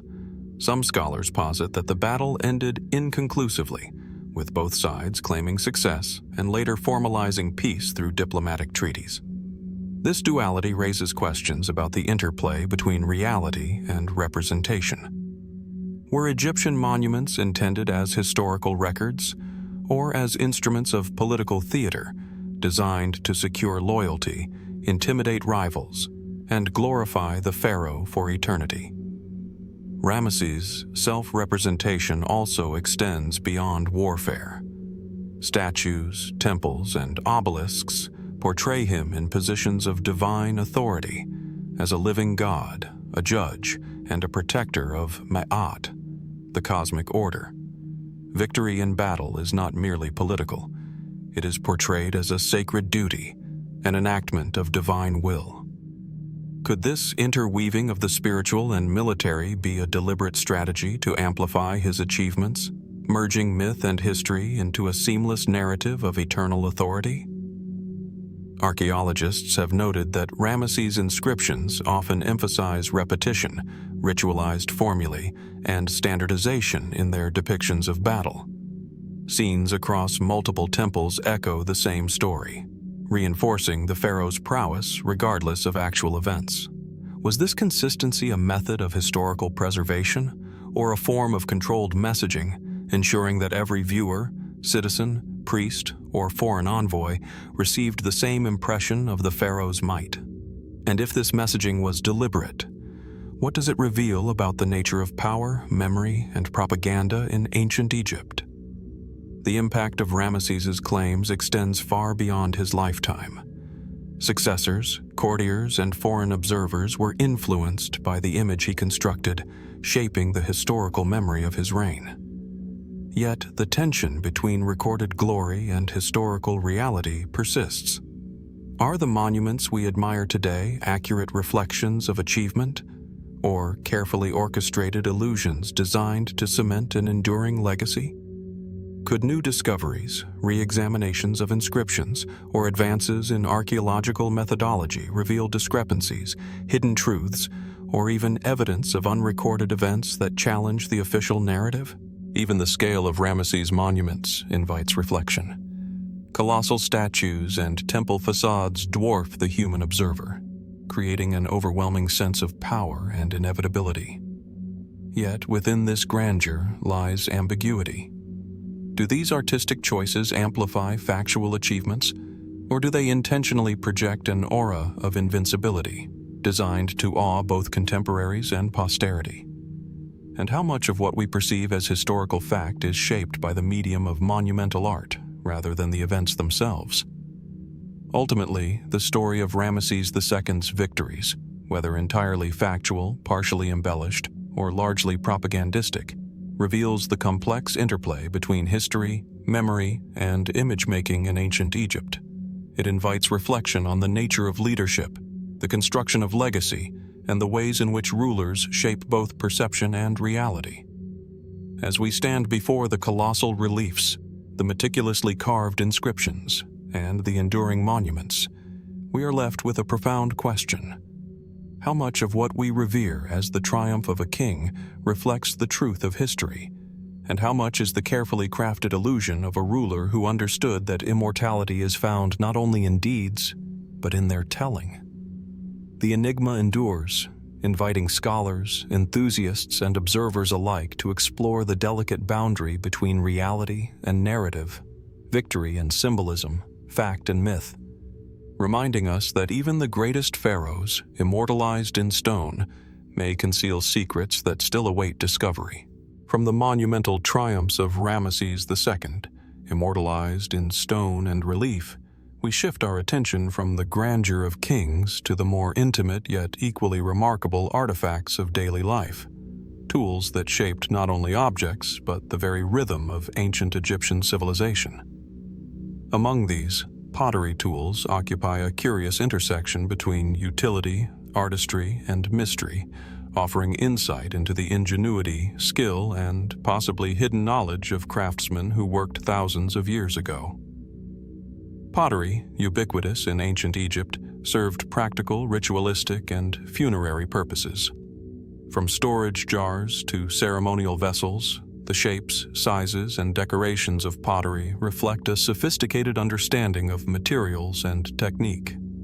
Yet what fascinates archaeologists and historians alike is not merely the finished product, but the tools and methods used to create it. Implements that are often simple in form but complex in application.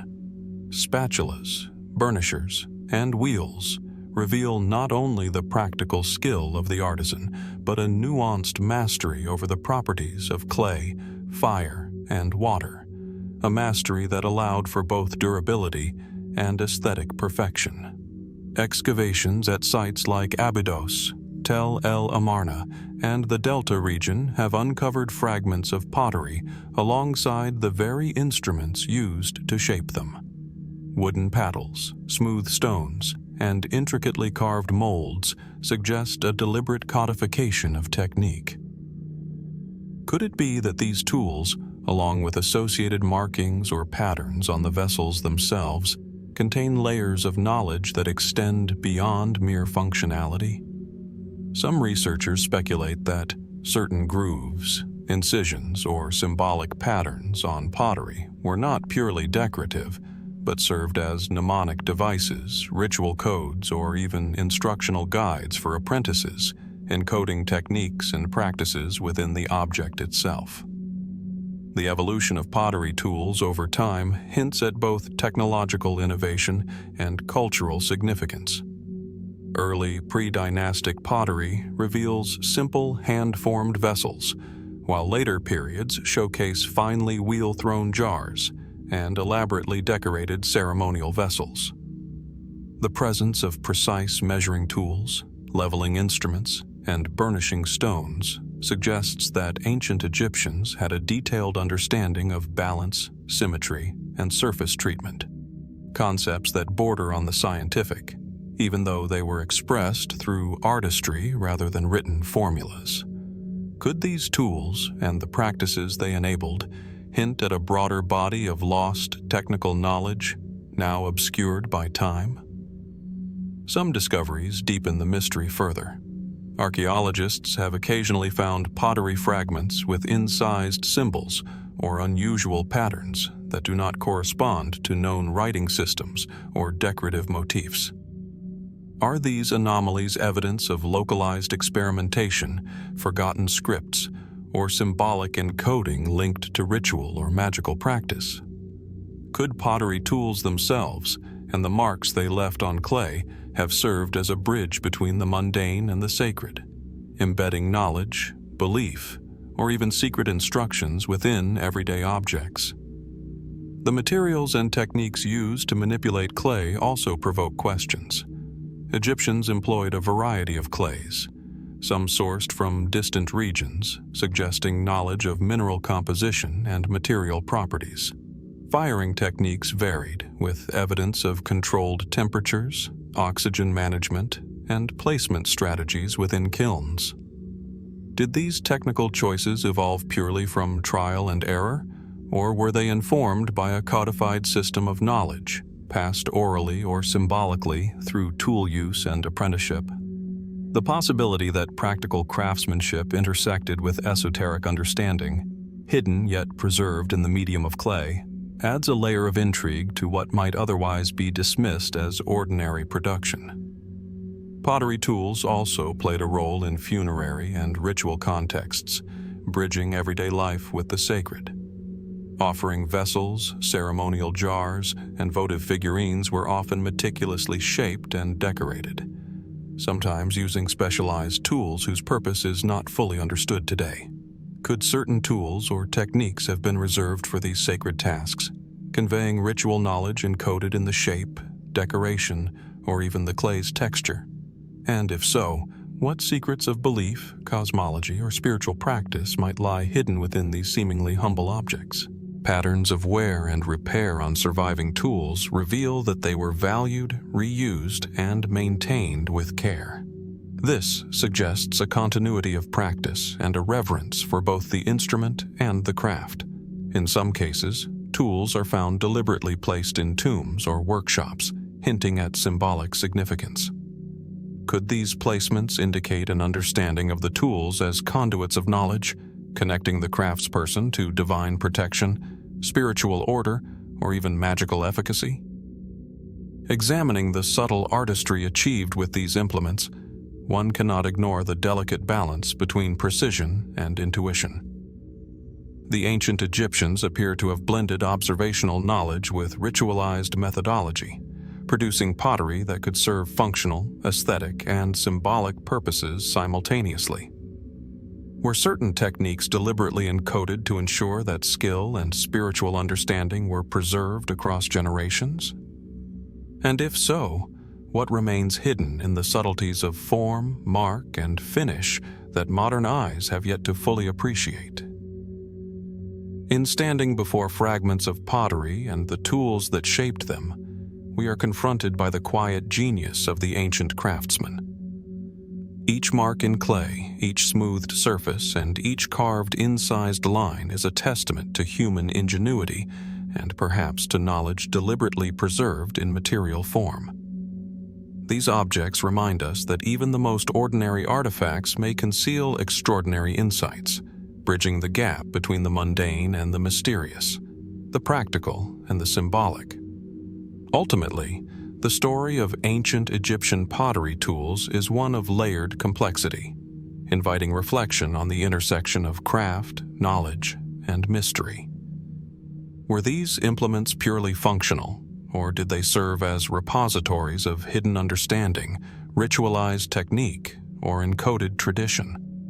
And as we continue to study them, what might they reveal about the sophisticated minds, secret practices, and enduring ingenuity of a civilization whose whispers still echo through clay, stone, and the sands of the Nile? From the quiet mastery of artisans shaping clay and marking history with humble tools, we now journey into the sacred realm of gods and eternal rites, to a site that has captivated archaeologists and historians alike, the Temple of Osiris. Nestled along the banks of the Nile, in a landscape where sand meets river and past meets present, This temple is more than stone and mortar. It is a threshold between the mortal world and the mysteries of the afterlife, a place where belief, ritual, and the unknown converge. The temple itself rises in solemn grandeur, its weathered columns and carved reliefs whispering the devotion of countless generations. Pilgrims, priests, and kings once walked these halls, performing rituals that sought the guidance of Osiris, the god of the dead, judge of souls, and arbiter of resurrection. From the first step inside, one feels the deliberate orchestration of space and symbolism. Walls aligned with celestial bodies, corridors designed to guide the movement of light at specific times, and statues of Osiris whose gaze seems to follow the visitor, as if the god himself were present, silently observing. Historically, the temple is associated with Abydos, a site revered as the burial place of Osiris and a focal point of Egyptian pilgrimage. Excavations reveal layers of construction spanning centuries, with successive pharaohs adding chapels, pylons, and sanctuaries, each attempting to honor the god and secure favor in the afterlife. Yet for all that is known, the temple harbors enigmas.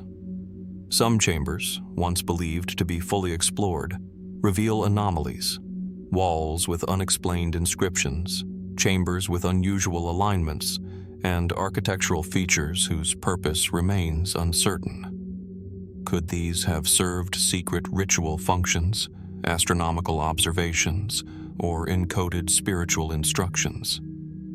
The reliefs and hieroglyphs within the temple offer both clarity and mystery. Scenes depict Osiris enthroned, presiding over the judgment of the dead, flanked by Anubis and Thoth. Rituals of resurrection, offerings, and purification are meticulously recorded. Yet among these depictions are subtle symbols and repeated motifs whose meaning eludes definitive interpretation. Are they purely decorative, or do they represent an esoteric layer of knowledge, a coded system known only to high priests or initiates? Archaeologists have long debated whether certain repeated sequences of signs might correspond to liturgical chants, ritual movements, or even forgotten cosmological insights. The temple's construction itself raises questions. Massive stone blocks, some weighing several tons, were transported, cut, and precisely fitted using techniques that continue to puzzle modern engineers. Certain chambers are oriented with an uncanny precision toward the rising sun on specific festival days, while other spaces align with celestial bodies associated with the Osirian myth. Were these alignments intended solely for ritual symbolism, or did they encode astronomical knowledge, timekeeping practices, or cosmological principles embedded within the structure itself? And if so, how much of this knowledge has been lost, concealed within architectural subtlety? Intriguingly, some areas of the temple contain unusual cavities and recesses, whose purpose remains speculative. Were they hidden sanctuaries for the most sacred rituals, repositories for symbolic objects, or secret passages whose function has been obscured by centuries of use and neglect? Occasional discoveries of buried artifacts, votive offerings, and inscribed stelae suggest that not all activity within the temple was visible to ordinary visitors, hinting at a layered system of access and knowledge, one that blended public ritual with private esoteric practice. The surrounding necropolis adds further depth to the mystery. Tombs of priests and officials located near the temple reveal that those who served Osiris often had intricate burial arrangements, sometimes including objects, amulets, and inscriptions whose significance is still debated. Could there have been a deliberate interplay between the temple's architecture, the rituals performed within, and the funerary practices of its attendants, creating a network of meaning that extended beyond the visible temple walls into the afterlife itself? Even the sensory experience of the temple seems purposeful.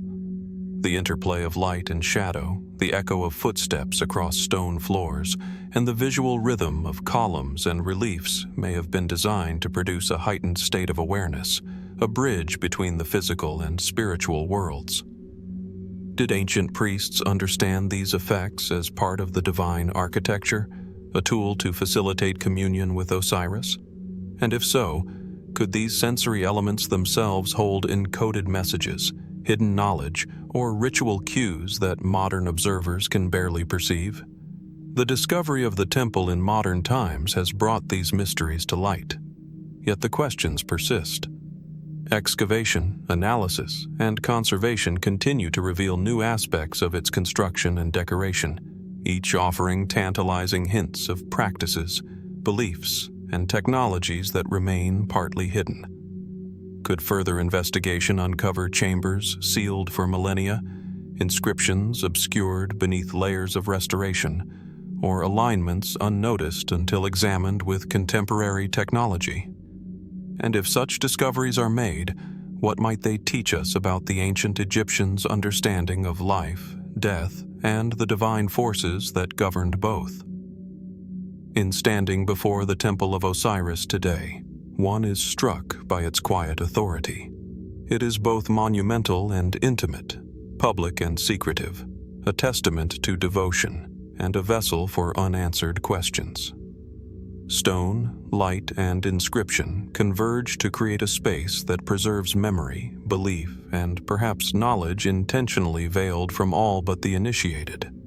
The temple invites reflection, study, and wonder, reminding us that in ancient Egypt, even what is seen can contain unseen layers, and even what is discovered may conceal further mysteries waiting to be unveiled.